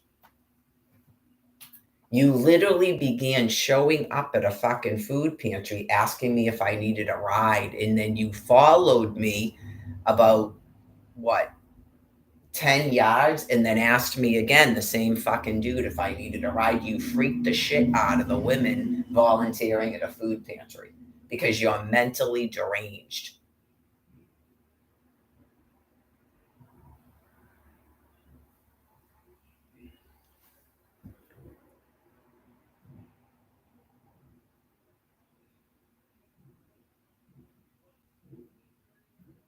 Well, in terms of the public, it's being explained to you why you can't stay in my land piece. I mean, I hope to God I don't have to be fucking harassed by 320 million people for them to all get their answer. That is like, and it's always a man, a male. It is always a male. There was only one instance where it was a female that asked me about an umbrella. That was it. It's always a male. She may have been gay. It's always a male. It is some sort of like weird thing that's what they believe, and I don't believe that. So you need to leave me the fuck alone. You're living on my land. You're occupying my land, and you're primates, and I'm not a primate. Okay? I'm allowed to walk around my land, and I don't have to interact with you. I don't have to vocalize back at you when you jump out from the fucking tree, vocalizing at me. Absolutely. As weird as that sounds, and that's never gone on in the United States of America, ever has that gone on. Like, you're so brain sick, you don't even know how brain sick you are. I understand your world philosophy because you're monkeys, not I don't understand you. Okay? People have been studying primates for thousands of years. All I got to do is watch National Geographic, and I know exactly what you're doing. I want no part of it. So, like I said, those trains and that bus may be shut off if that's what's causing this extra foot traffic here. You have a right to walk. Walk from where you came from. That's not a right to walk when you're taking a train out here to walk in front of this house. That's not a right to walk. Okay? And this is how another way you know you're fucking insane. Why don't I have a right to take that train there?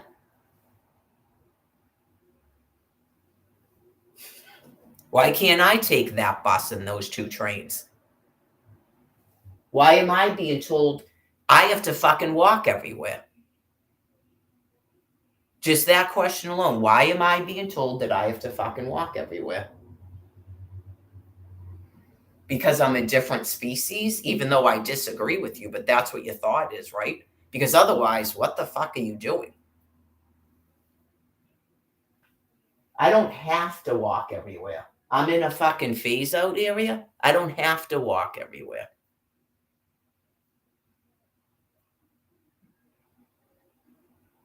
You people don't have any reason to be taking trains and buses out here. There's no fucking stores over here. I went over it a bunch of times.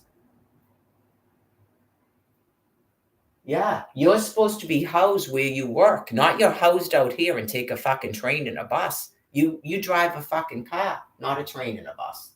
So if you don't have a car and you're not going to walk to work, you don't need to fucking live over here. Point blank. Point blank. Enough is enough with this fucking shit.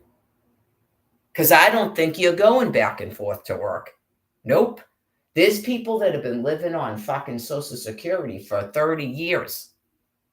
You don't need to be taking trains all over the fucking state. You just told me that I can't have 401 a month or take a fucking train anywhere. You just announced it to the whole planet in October. Okay? You're not going back and forth to work. You're not essential workers. You people can go fuck yourselves. As the big fucking dummies driving trains and buses around for you folks. You can print out T-passes through Boston Public Schools after closing the fucking Charlie store on me all you want, but they don't have to provide you a fucking train or a bus out here to harass me. At what point is it just, you know what? Fuck you people. I'm not operating a fucking train to Reedville or a bus to Walcott Square. You can go fuck yourselves. You're not working my grocery store. I'm not going to fucking starve by telling you people to go suck a dick. I've had a fucking enough of you. You don't have us by the fucking short hairs. There's people, those people working at that Stop and Shop are taking these trains and that bus. I don't fucking think so.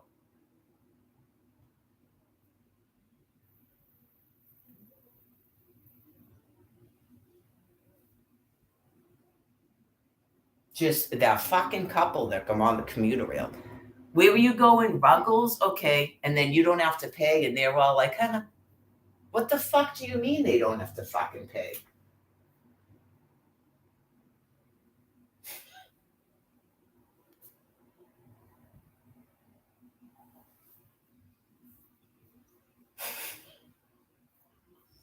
Anyways, thank God. And yeah, good morning, America, because that right there in itself is you're going to be fucking eradicated off of planet Earth.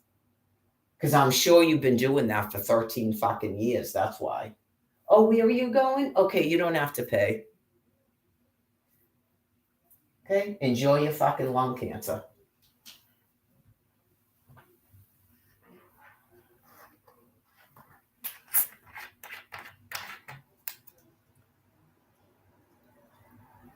They do. They think everything is a fucking laugh riot. And they enjoy the fact that other people can't fucking do things. Even right to my fucking face, they're giggling and laughing that they don't have to fucking pay for a training. Like, I'm fucking retarded. Okay, we'll see how fucking retarded I am. Give it another year, and then you can have a psych eval, and we'll see how fucking retarded I am. Because from my point of view, I'm not having your brain plague. I'm subject to all of this shit, but I'm actually not having your brain plague. Because how else do you explain, after 13 years of living here, that you are all getting fucking completely mentally incompetent and I'm still doing what I do? How are you explaining that?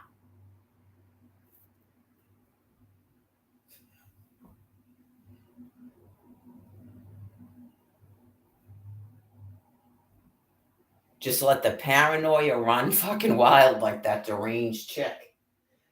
Maybe it can just be the buses and stuff. Oh my fucking God. You really don't get this still. That's God doing that. It's a brain plague, not this something on a train or a bus.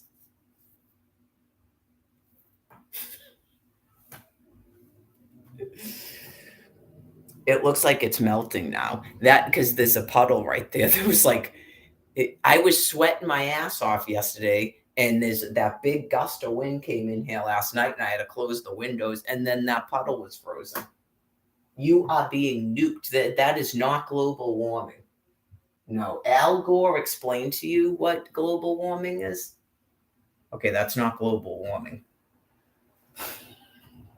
That's global cold right there. That's not global warming. So it's the whole, he explained it, the greenhouse effect. You don't have a greenhouse effect. That's a bright sunny sun sky. That's not the greenhouse effect. When the clouds are all like that and it's dark and dreary and it smells like your pollution, then you might go, oh God, it's global warming. Except it's usually not warm on those days. You clearly didn't listen to anything he was saying. Okay, like when you have more cloud cover, it's actually warmer. Right. When you have a bright, clear sky like that, it's colder. Like people that live in Florida would understand that. That's why in the winter there's no clouds, and in the summer there's all those puffy clouds. The clouds keep the heat in. Okay, so you're not in global warming. You wouldn't have bright, clear blue skies ever. Okay, and it would be getting warmer and soupier and more humid. Not that. Not all of a sudden bright sunny sky, clear and frozen. That is not global warming.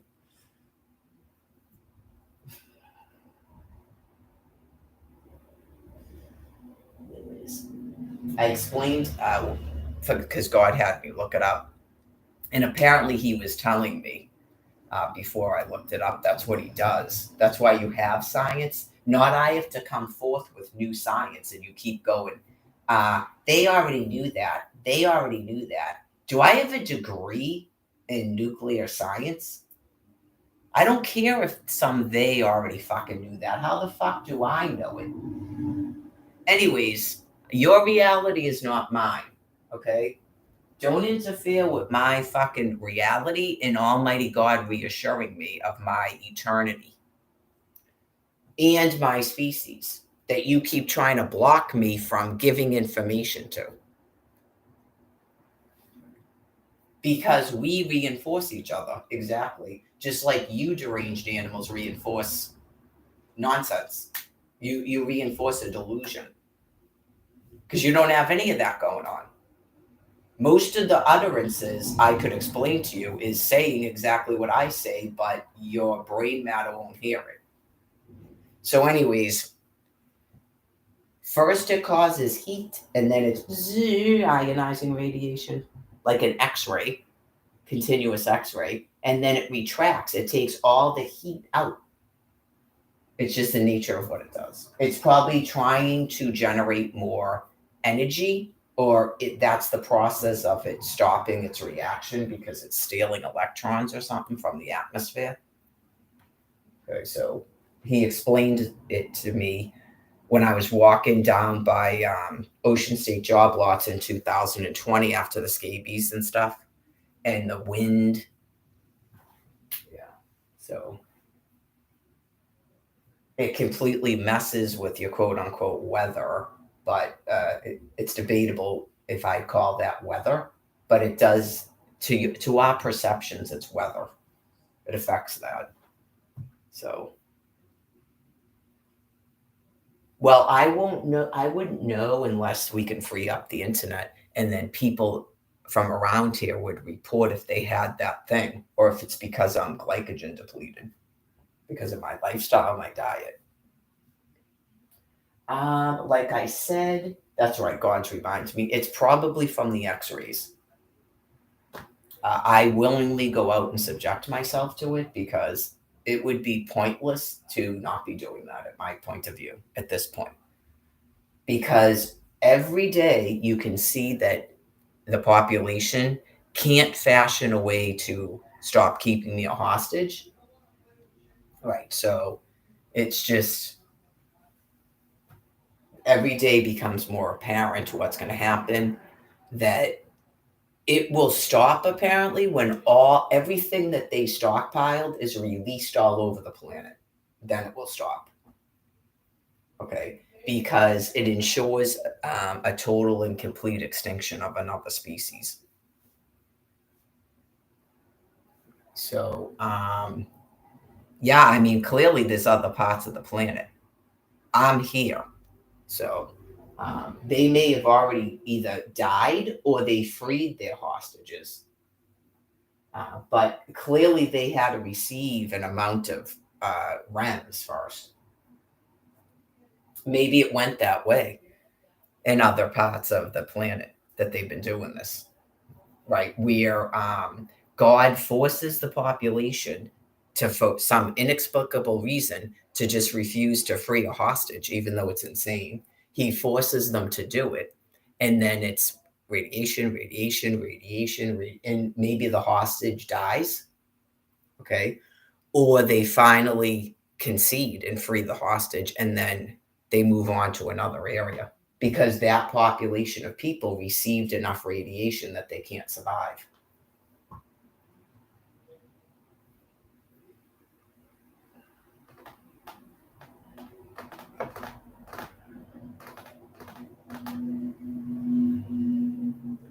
Well, you'd be expecting it to stop if you freed your hostage, right? Just like you expected it, because he's probably got it in your mind now that you're killing someone else, right? Okay. It's up to me to explain to you my point of view of your rapid thought changes and personas and your forgetting things. Okay. Because at first you were told all you have to do is free me, and then God will force you to stop, like the fuel burning, so you can save yourselves and your children. And you literally wouldn't do it because of that, because you didn't want to stop. And you don't actually care about the lives of your children. That's why you did it. Okay. So I got the sense that now you've decided you want to kill other people, and that's why you refuse to. Because it's clearly a madness, and in order for you to cope, you keep changing your thought idea around it. Whereas my thought idea doesn't change, other than your complete extinction. That's the only thing that's changed for me as to reality. Like, in a sense, it really didn't, because you got to think about the transition plan. Clearly, by the time I started conveying a transition plan, but I'm a prophet, so There can be a delay sometimes in me processing that. But clearly by 2013, didn't I write, now I will watch you die off one by one? So that is what's happening. So, and people think it's weird when I talk in Cherokee, like I'm a native, and now I will watch you die off one by one. Yeah, because I'm insane, right? You're not dying off one by one? Okay. Like shooting fish in a barrel, that's not happening? Okay. I remember, believe it or not, things that I say and write and think. And God reminds me at the time when I'm supposed to be discussing it. And then maybe you go, oh, yeah, she did say that. Or you go, oh, my God, I don't even remember that. I am forgetting things. So at 2013, I'm told to convey a transition plan to you that you absolutely refuse to follow. Okay. So by 2013, it's not exactly processing in my mind, but yet it is that what's happening is the Passover and you're just all going to die. So that's why you would have a transition plan, because what else makes sense? Okay, so I don't know if some of you went. There's no way that can work. That doesn't make any sense. How are we going to pile all these people in here? Because you're still not getting it. You're in the Passover. It's the end of your species on planet Earth. You weren't supposed to still be trying to produce children, but you did. Like you just probably kept saying, that can't work. She's a Nazi. This is just like Germany. Because it's like God explaining something to you, but you're mixing it all up. I'm not a Nazi. It means not see. Just like you pretend you don't see me laying on the ground. You don't see a 2-5 star. You don't see a flash of light. You don't see debris on the ground that I guess you thought was snow. You don't see it. You're called a Nazi no matter what happens. Not I'm a Nazi. You don't know that Hitler is not an actual person. You don't know about Superman. You can't explain any of it. You can't explain any of it. Okay, so there's a war in Germany, but yet Japan gets bombed twice. Okay, so it's Gaza? It's Gaza? Or it's not Gaza?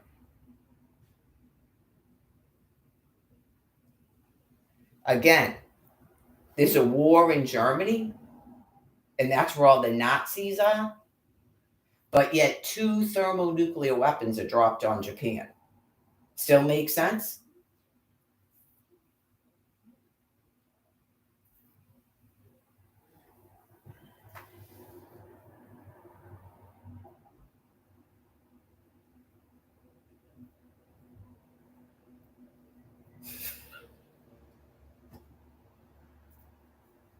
The place is called what?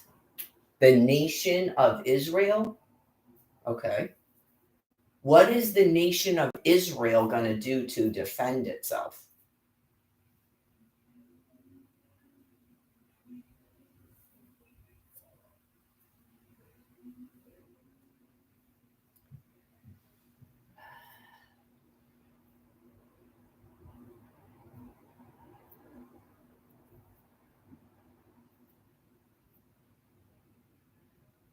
As long as I leave by 1. I know it's it's already 12:21. I'm in one of those moods to talk, but I have to go one more day of my walk. Yeah, I guess I'll probably brush my teeth now as well.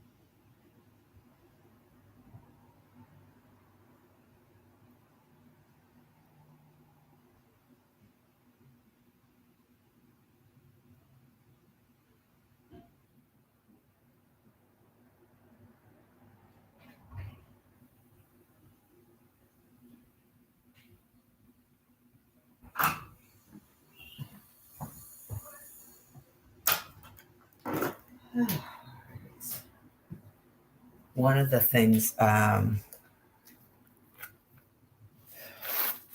way too much stuff at once, considering how much time I have left. Well, I guess they want to talk about the warning signs about the radiation. Okay, yeah, I think that's good, and the symptoms of the brain plague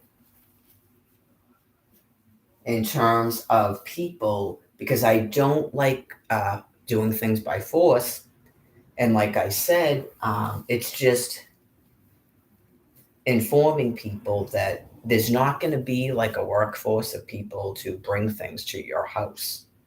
And I'm completely against forcing people into your housing. There comes a point in time when you can't care for yourself that you move closer to where the services are. Okay. Right. I honestly don't care what another species might be telling you is going on. They don't control the thermonuclear weapons. Okay. And they're probably not aware that that area is a kill zone and those people are going to die. They might be telling you they don't have housing because they don't understand what's going on. Okay. There's going to be plenty of housing. They're in a kill zone. Not they need other housing built. And I don't think that is what that means anyway.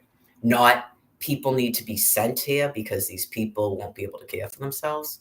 No, that's a kill zone. And then these people will be offered housing there. It's a population that can't be mixed in with the people here that are aging and they're losing the ability to drive. They're not going to be forced to be housed with those people. They're far too sick. They're criminally insane. And a lot of them are perverts and attacking people. So that's a kill zone, not send people out here and find a house where someone needs help. He was talking to her yesterday, and it sounded like somebody was trying to contact them about having someone come in here. No. God has a way of telling me things. No, so I don't know if that's a teaching that's going on, like when they showed up in Quincy, I'm homeless but helpless, and trying to explain to me about people working and everyone's going to help out. That's a kill zone for a problem population. That's why they were housed there. They were told that they need to stock their own shelves as they're all dying off. Yes, and to stop shipping more and more people who are probably being sickened out there every time they go out there. To stop shipping people from this area out there. That's how you end up starved to death. You're going to kill all your essential workers in a swoop. That's how you end up starved to death. Okay. These people, if they're running around attacking me, they're able to stock a shelf. Okay. And if they're not able to do that, it's definitely time for them to be put down. It's just, I don't care what people think is somewhat crazy. Okay. What is crazy is allowing able-bodied people to be starved to death. That's crazy.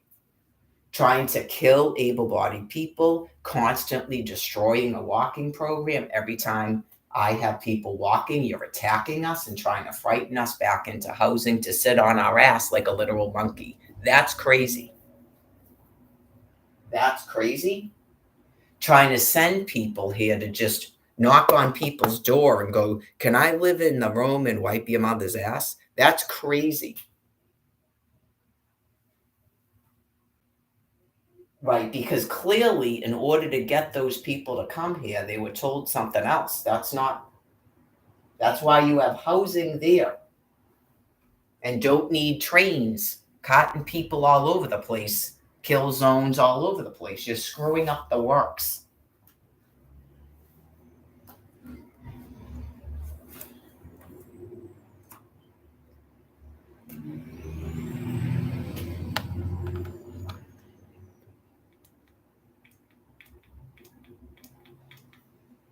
Well, when you still are not aware of reality and you're not in acceptance, it causes certain problems like panic and thinking you're going to escape thermonuclear weapons. When the man himself told you He can see you people on satellites.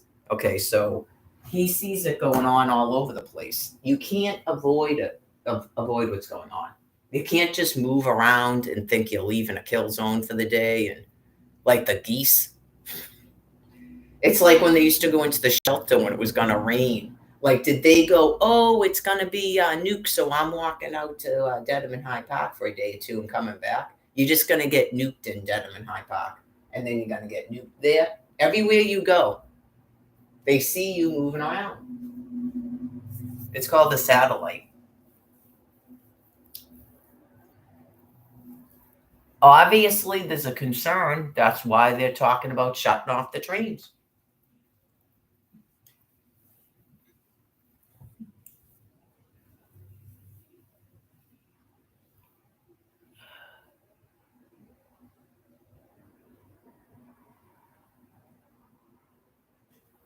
Yeah, I'm pretty convinced it's my eyelid and not my eyeball. I got completely freaked out last night. So I was in there like trying to lift up my eyelid to look at my eyeball. I'm pretty sure it's my eyelid. I was like, oh my God, what the hell? Spooky after that woman with the eye.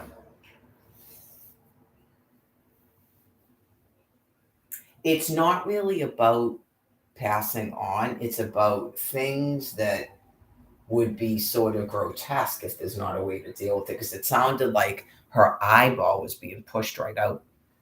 And so they had to take it out. They had to remove it. Yeah, because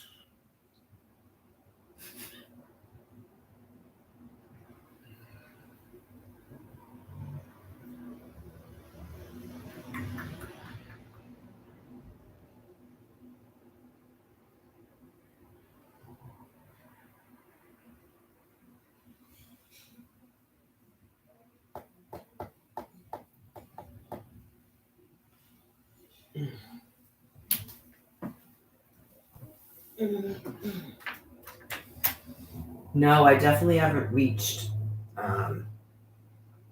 2021 levels, believe it or not, in terms of my workout. I don't need blood work done. No, thank you.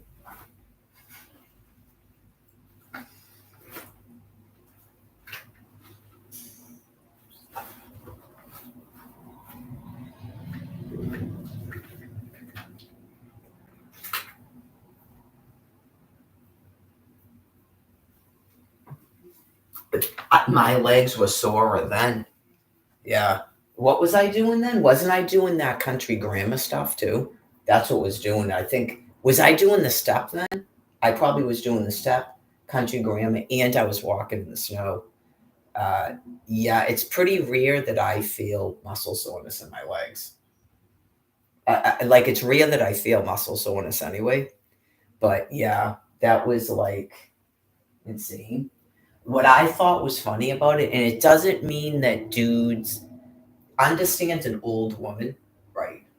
And like dudes that care anything about fitness. It's not about they want to do me or anything like that. Like, what I thought was funny about it is, right, I'm like all laid up because it was January in a winter coat.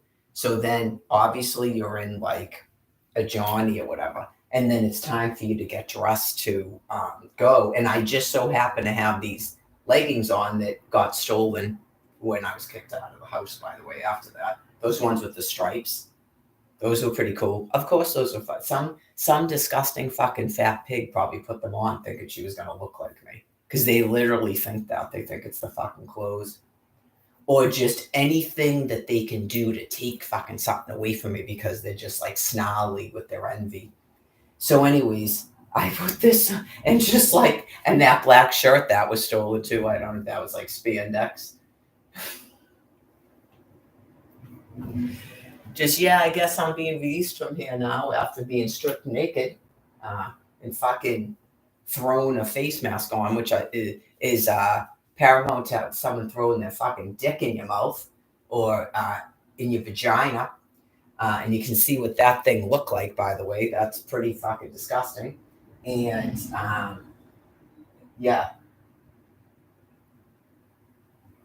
just a reiteration of what the fuck that was. Do you really think it was over fear of someone getting sick from me? When all I was doing was walking and going to a fucking Stop and Shop in Dedham? Yeah. So it's a complete eradication off of planet Earth of you things. Because that is pretty fucking disgusting. It's called a satellite.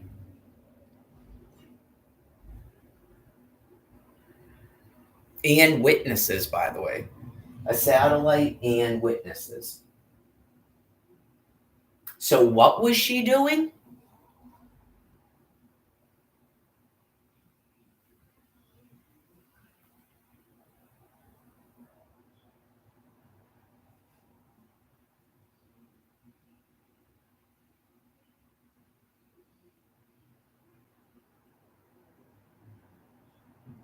Okay.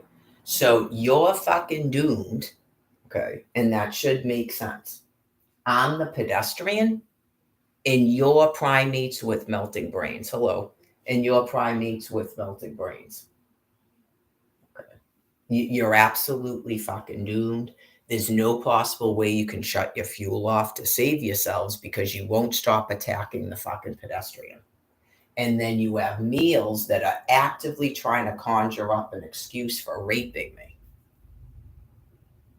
So it's that until we have a city cleared out, and then these folks can go into that because they're closer to services as they pass away too. And that will just go one after the other after the other.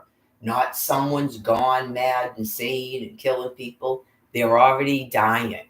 Not someone's killing them.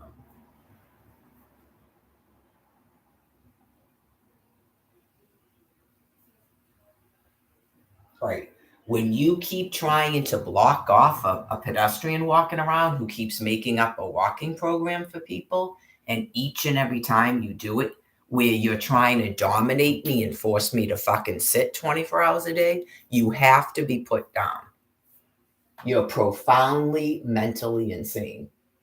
Even if you didn't care about people dying from the fuel use from the free electrons, never in a fucking day did you have a United States of America where a female couldn't take a fucking walk. You never had that. And you clearly have that in your brain matter because your brains are dying in your monkeys. I think when you act like a deranged animal, that I have a right to call you an animal.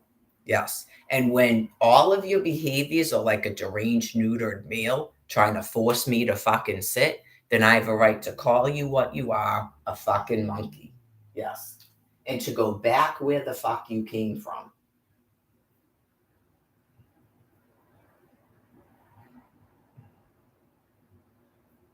Females take a walk. Yes. Yeah. Explaining things to family members, doctors, law enforcement is good. It really is.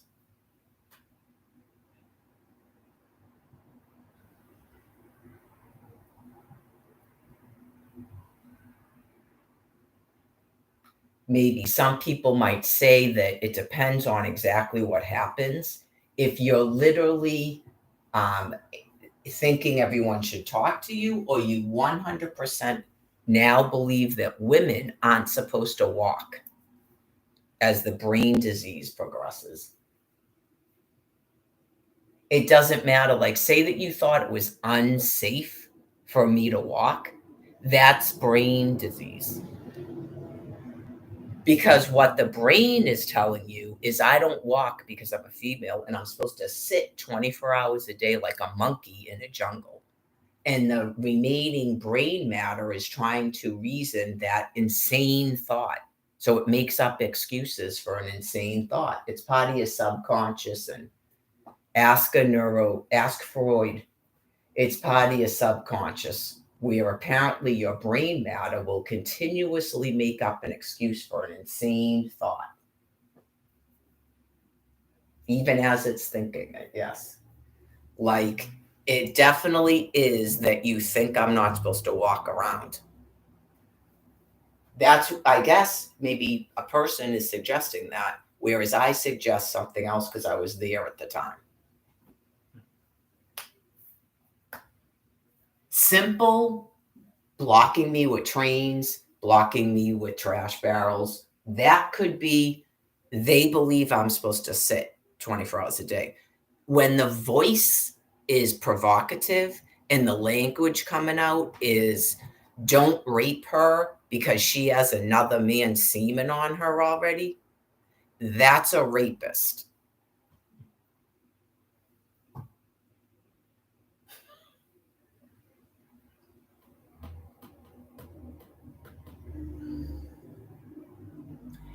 Yeah, you go. They're actually already doing it. So yeah, you're definitely in a kill zone because when you have males that are just going to go out in the street and try to rape a female in broad daylight in public view, you're going to have a cop show up and shoot someone dead.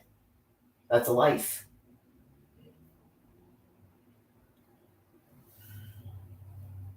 You probably would have some of them doing that. That we people are cleaning up stuff that we don't have to look at, which is probably, I don't know about commonplace, but it probably happens from time to time in Quincy, where you have males just out walking around with an erection.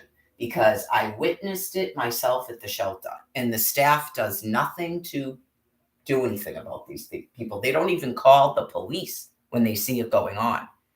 There was a dude at the shelter line with a complete erection who wouldn't stop rubbing himself. And when people turn like this to avoid him, he tried to get in front of you again. And they didn't even call, they didn't come outside to talk to it, and they didn't call an ambulance or the police. They just allowed it to go on because they're grossly insane themselves. So that was, what was that? April, May, June, July, August, September, October, November, December, January, February. That was almost 11 months ago. You already had that going on in Quincy that I had to unfortunately witness. So they don't have any brain matter left.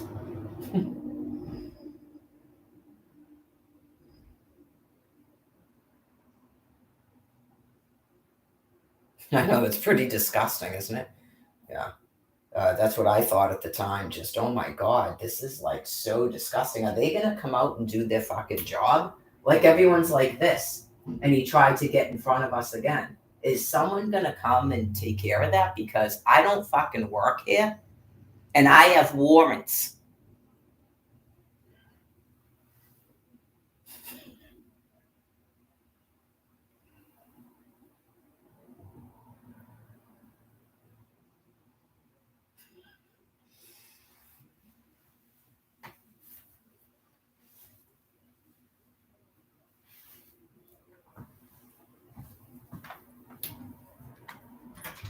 I don't know what that was. I almost thought it was a joke, but sometimes people, I feel like I can't even laugh at things sometimes that seem like a joke to me. But maybe I shouldn't, I should stop being so hard on myself. Just that thing about the pedestrian, because it looked like it was wearing the trench coat like Brian. That's what I thought was funny about it, but it's not funny to run people over. No one should be doing that. And apparently that is something that happens from time to time in Quincy. In real life, I'm not kidding you. They hit Patrick with the car and almost killed him. They killed someone named Freddie with the car. So it's debatable if they're doing it on purpose or not, like I told you in Albuquerque. So you got to be careful when you're crossing the street. So they won't stop. Some people don't know that. It goes beyond worry about going to jail. Some of them are mentally ill because I've interviewed them. They've told me. Some of them begin to believe that they can hit you because that's not a crosswalk or something. Yeah. Okay, well, that's murder. Especially when you tell the police that. That's murder. When you say they weren't in a crosswalk. Okay, now you're going to jail for murder. Yeah, that's.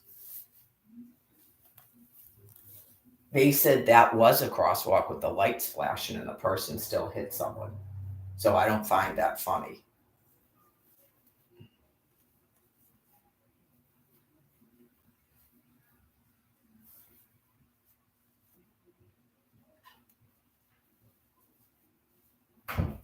That would be great if they thought they were still teaching me lessons.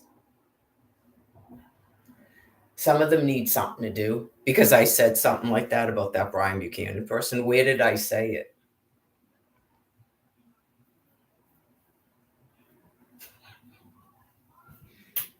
Each and every time. Yeah. No, you're not here to teach me lessons. Yeah. All of your immune system, because you're all gonna die. But it keeps some people busy if that's what they thought. Yeah. You don't understand what a prophet is? Right. So that means that some of them are doing that because someone was typing that to me.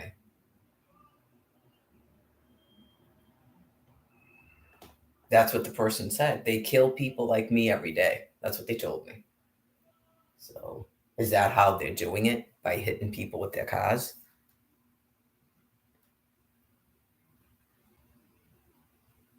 Like they didn't say they were running over Brian Buchanan. They said they kill people like me every day.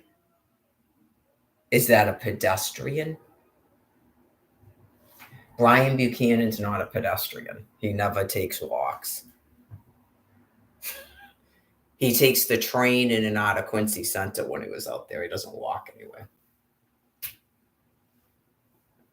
Brian Buchanan's a drug addict and an alcoholic. He's not people like me.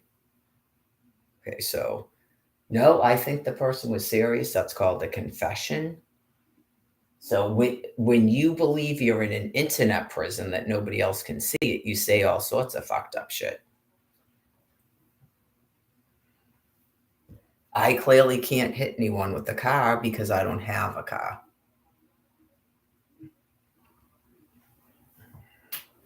I don't work at a hospital. I don't have access to fentanyl.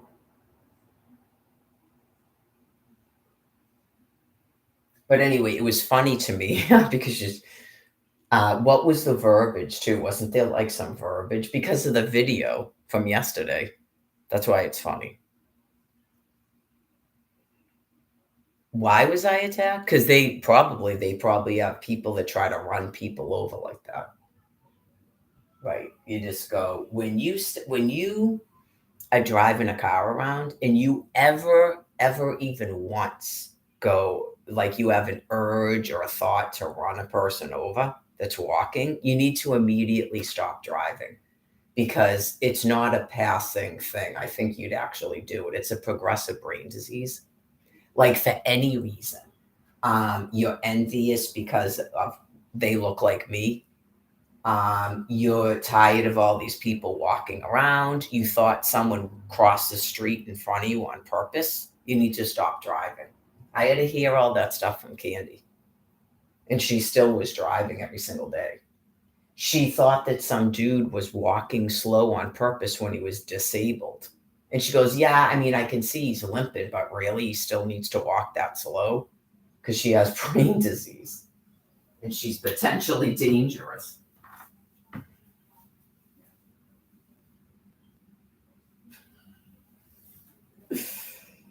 I know, just whoa.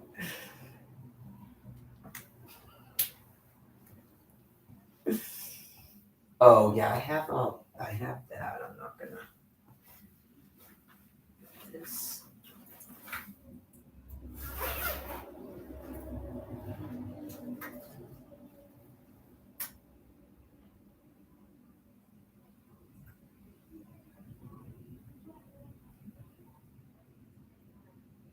It dawned on me yesterday, but hopefully not overthinking it, that it's the same bag, even though I'm not wearing the same coat.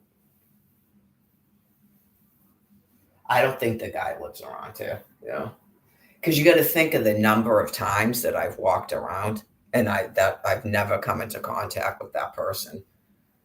Yeah, just whatever was going on within that person's brain matter. And it could be he's so potentially dangerous that God told him to come out here so the police could pick him up. Yeah. It's scary, but I walked the walk yesterday, and then today's the last day, and it'll be like 3 or 4 days till I walk over there again. Oh, no, that's not true because I'm going to have to get water, but it'll at least be a day or two after today. But, obviously it frightened me so much I walked a different way, but I can't keep doing that. I already stopped walking down American Legion Highway. I had like all these different walk routes from my walking program. So if you want people walking, those people, something's got to be done about them. They've got to be housed out there and stop interfering with what the fuck's going on out here. And it's literally everywhere I go. It's literally everywhere I go, and that should be a really good presentation to you folks, how sick people are. That's a madness when you know that you're all dying from your immune systems are going, you're being bombarded with free electrons because you can't stop the fuel use, and then you keep attacking a woman with a pedestrian walking program. You must realize that that's very, very shocking how sick people are.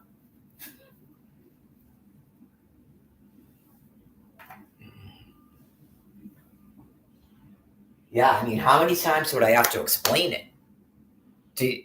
I'm sure psychiatrists have tried to explain it, and they've been shut off. They were telling us that. Okay.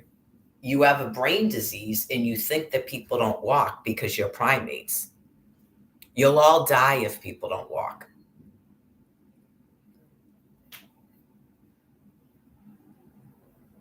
Anything that seems annoying about a person getting up and walking around, just know that you have brain disease. I've literally heard them say it. All this walking around. Okay, you have brain disease?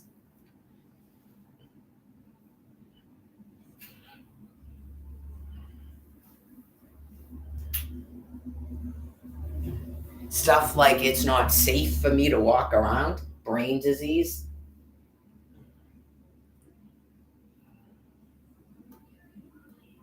I have to talk to you on a sidewalk. Brain disease. Right.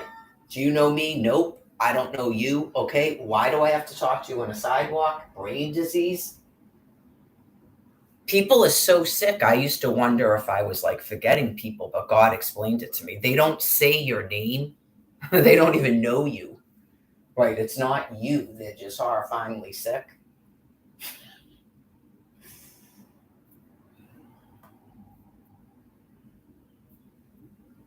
Every time I see Jared, he says my name. That's why I stop and talk to him.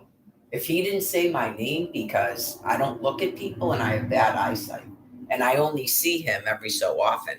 If he didn't say my literal name, I wouldn't answer him when he talked either. Right. Like, yeah, I mean, if you think you know somebody, but you don't know their first name, maybe God's telling you that you're having that facial recognition problem and you don't know people that you're trying to talk to. Because that can happen. She started telling me that Alyssa was walking by, and I saw the person. I go, that's not Alyssa. Yes, it is. It's just something that happens. It's like the opposite of Charmaine not knowing who the fuck Brian is. Right. Just. Have you seen Brian? I don't know him. You don't know him? I was just sitting in a crypt with you, and he introduced me to you. But you don't know him? Oh, I haven't seen him. Oh, my God. Yeah, so when they go, I haven't seen him. No, because I went right up to Scott, unless he is really slick with the brain disease. I went right up to him and said, have you seen Brian Buchanan? And he goes, oh, your boyfriend? So he did know who I was talking about. Right. Haven't seen him. But everybody else that just goes, haven't seen him, or I don't know him, at least the guy said, I don't know him. Because if you just said, I haven't seen him, you wouldn't know that. Oh, I don't know him. You don't know him? He just introduced me to you like 2 days ago. Oh my God.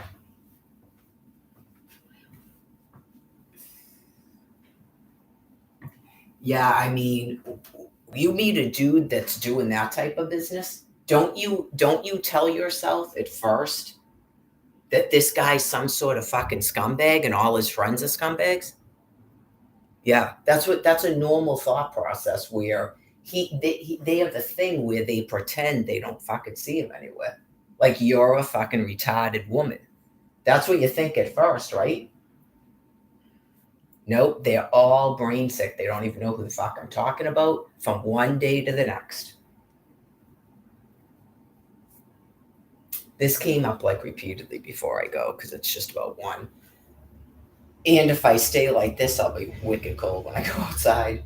I think it was probably July 6th when George got on the bus and said he hadn't seen Brian. Yeah, I'm pretty much think I got that pinpointed now. The first day I went out there after the 25th of June was the 28th of June, and I completely avoided those people, but I'm pretty sure I might have mixed it up. It might have not have been that day, but I'm pretty sure it was when I stepped off the train waiting for the bus going.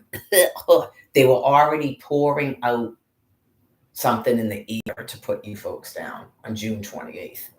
And that the day that I thought I saw Donnie walk up and go into the train, and I saw Nate riding a bicycle around.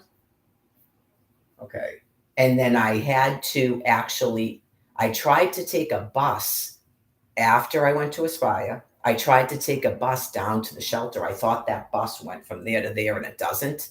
So I had to walk down Southern Artery to the shelter. And that's when Social Security mailed shit to the shelter and didn't mail it here. And I'm pretty sure that's the last time that I talked to, no, it's not the last time that's the time I got the paperwork finally for Social Security about then they said I was in Brockton. I'm not in fucking Brockton. So anyways, I probably avoided the library. Yeah, I probably walked on the other side of the street right to the train station and didn't even stop at the library on June 28th. I just completely avoided the entire thing that day. That was the Wednesday afterwards, which is the only day that I thought I saw Brian. Like he's that much of a scumbag. He was up at the train station over there with some female. And then they both got up and he did that Stega, which is classic fucking Brian, and walked off. Like he's that much of a fucking scumbag. Just like he did to that Sean guy. He literally said, let's go over here, because he knew he was up there. Like he's a complete fucking nutter. He goes, let's go up there. And the guy was sitting on the grass. He goes, let's go over here and talk to Sean. Well, you get it? Like he did the same thing with some other fucking female. He thought he was going to do that with me, and I didn't leave a fucking platform. Yeah, and just got on a bus and went to the thing. So I don't know if that's the last time they saw him. He's probably in that person's fucking apartment, whoever that person is. Yeah, to me, it's not rocket science. He's a complete fucking scumbag. He probably moved right into some fucking chick's house the day he fucking met her, because he does that shit, he told me. Okay? It was probably that Katie person. It was someone wearing a blonde, someone who's blonde with a white sweater, a white top. So anyways, it's not rocket science, people. So I don't know if that's the last time you guys saw him. Anyway, so I'm back on the next week, but it's a Thursday, which is July 6th, the day he's supposed to be in court. He was supposed to be in court he was supposed to be in court on the 5th and the 6th of July, or the 6th and the 7th, he told me. One in Boston, one in Quincy, unless that was made up. But I mean, Scott came over and said, you cleared your warrants. So, yeah. So anyways, I'm assuming he actually was supposed to go, but yet he wasn't, because mine was all a bunch of fucking horse shit too. So he may have just blew the whole fucking thing off and obviously not arrested. But anyways, Probably who he was with at Colleen and Michael's house, whoever the fuck that chick is. He's a fucktard. Like he's a loon. That's why he did the same thing to me he did to that Sean guy. I'm just calling it the way I fucking see it and the way that I believe that God's explaining it to me. So I get on the bus again to get to my appointment. And this time, George gets on the bus, I think around like Hancock Street. And then he says, "Are you still with Brian?" And I go, "I haven't seen him for a couple of weeks," which is not exactly true. June 24th was the last time I saw him. So he goes, "Yeah, I haven't seen him." And that was the end of that conversation. So it wouldn't make any sense that happened on June 28th. I wouldn't say a couple of weeks when it was Sunday. Okay. And then that time I probably took the bus right back. Yeah, that time I took the bus right back to the station and fucking left. And then by June 13th, was it? No, July 13th. By July 13th, I decide to show up at the library because by that time, I guess I'm ready to find out what the fuck this dude's been doing, which I already pretty much knew. But apparently none of those people knew. He just moved in with someone and never told them. Just like they probably did. They had no idea he was staying in a house with Nate and Colleen and Michael. They had no idea he was doing that. Right. That's why they didn't know what happened to him. He doesn't give a fuck about those people or anyone else. So by July 13th is a Thursday of the concert. I decide to, after my appointment, go to the stay and stick around for the concert. And isn't that when I saw? That's when I saw Shannon, right? Yeah. And before that, I spoke with the people from the shelter. That was the same day, right? Okay. That's when they came up and said, you haven't seen Brian, he's not with you. So I guess they probably saw him the week of June 25th, but then never saw him again. And then they were wondering what the fuck happened to him. What the fuck happened to him? He's a complete scumbag. He just moved in with another fucking person. That's what he does. So apparently when he showed up in Boston, he was like in between Johns, as they call it. Okay. Yeah, it is exactly what Derek said. I'm not the scumbag, trust me. Whatever it is he knew about him. Anyways. Yeah, some things in life are not that you go, because this is Massachusetts. This isn't, I don't know what's going on in Florida. Right, I'm talking to literal law enforcement in Massachusetts, and they know exactly who I'm talking about, and they haven't seen him. Not he's dead. He doesn't tell the police he's moving in with some fucking female after clearly he can see I'm friendly with at least Scott. He's not going to go, "Oh yeah, and then now I'm living with this person." Yeah, because now you're going to get arrested for sexual assault. Just like I said, because you're a fucking scumbag. Not you need to be run over by someone, but you're clearly a fucking maggot.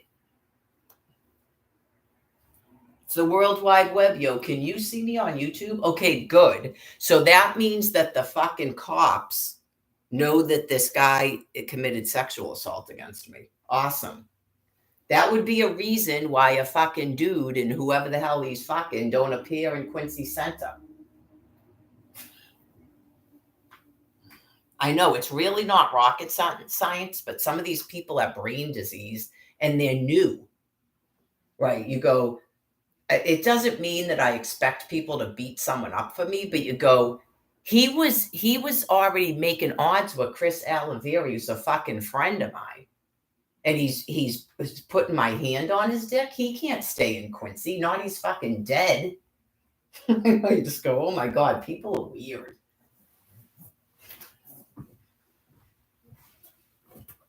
Maybe they never had a friend in their life. Yeah, maybe they're not good with females. They don't know any females that they would have respect and honor, that you go, what the fuck is this? You're not staying in Quincy. I'll smash your fucking jaw in. That's our fucking nun. You're sexually assaulting our nun? Yeah, move in with some other fucking hoe. No one cares. Just get the fuck out of here.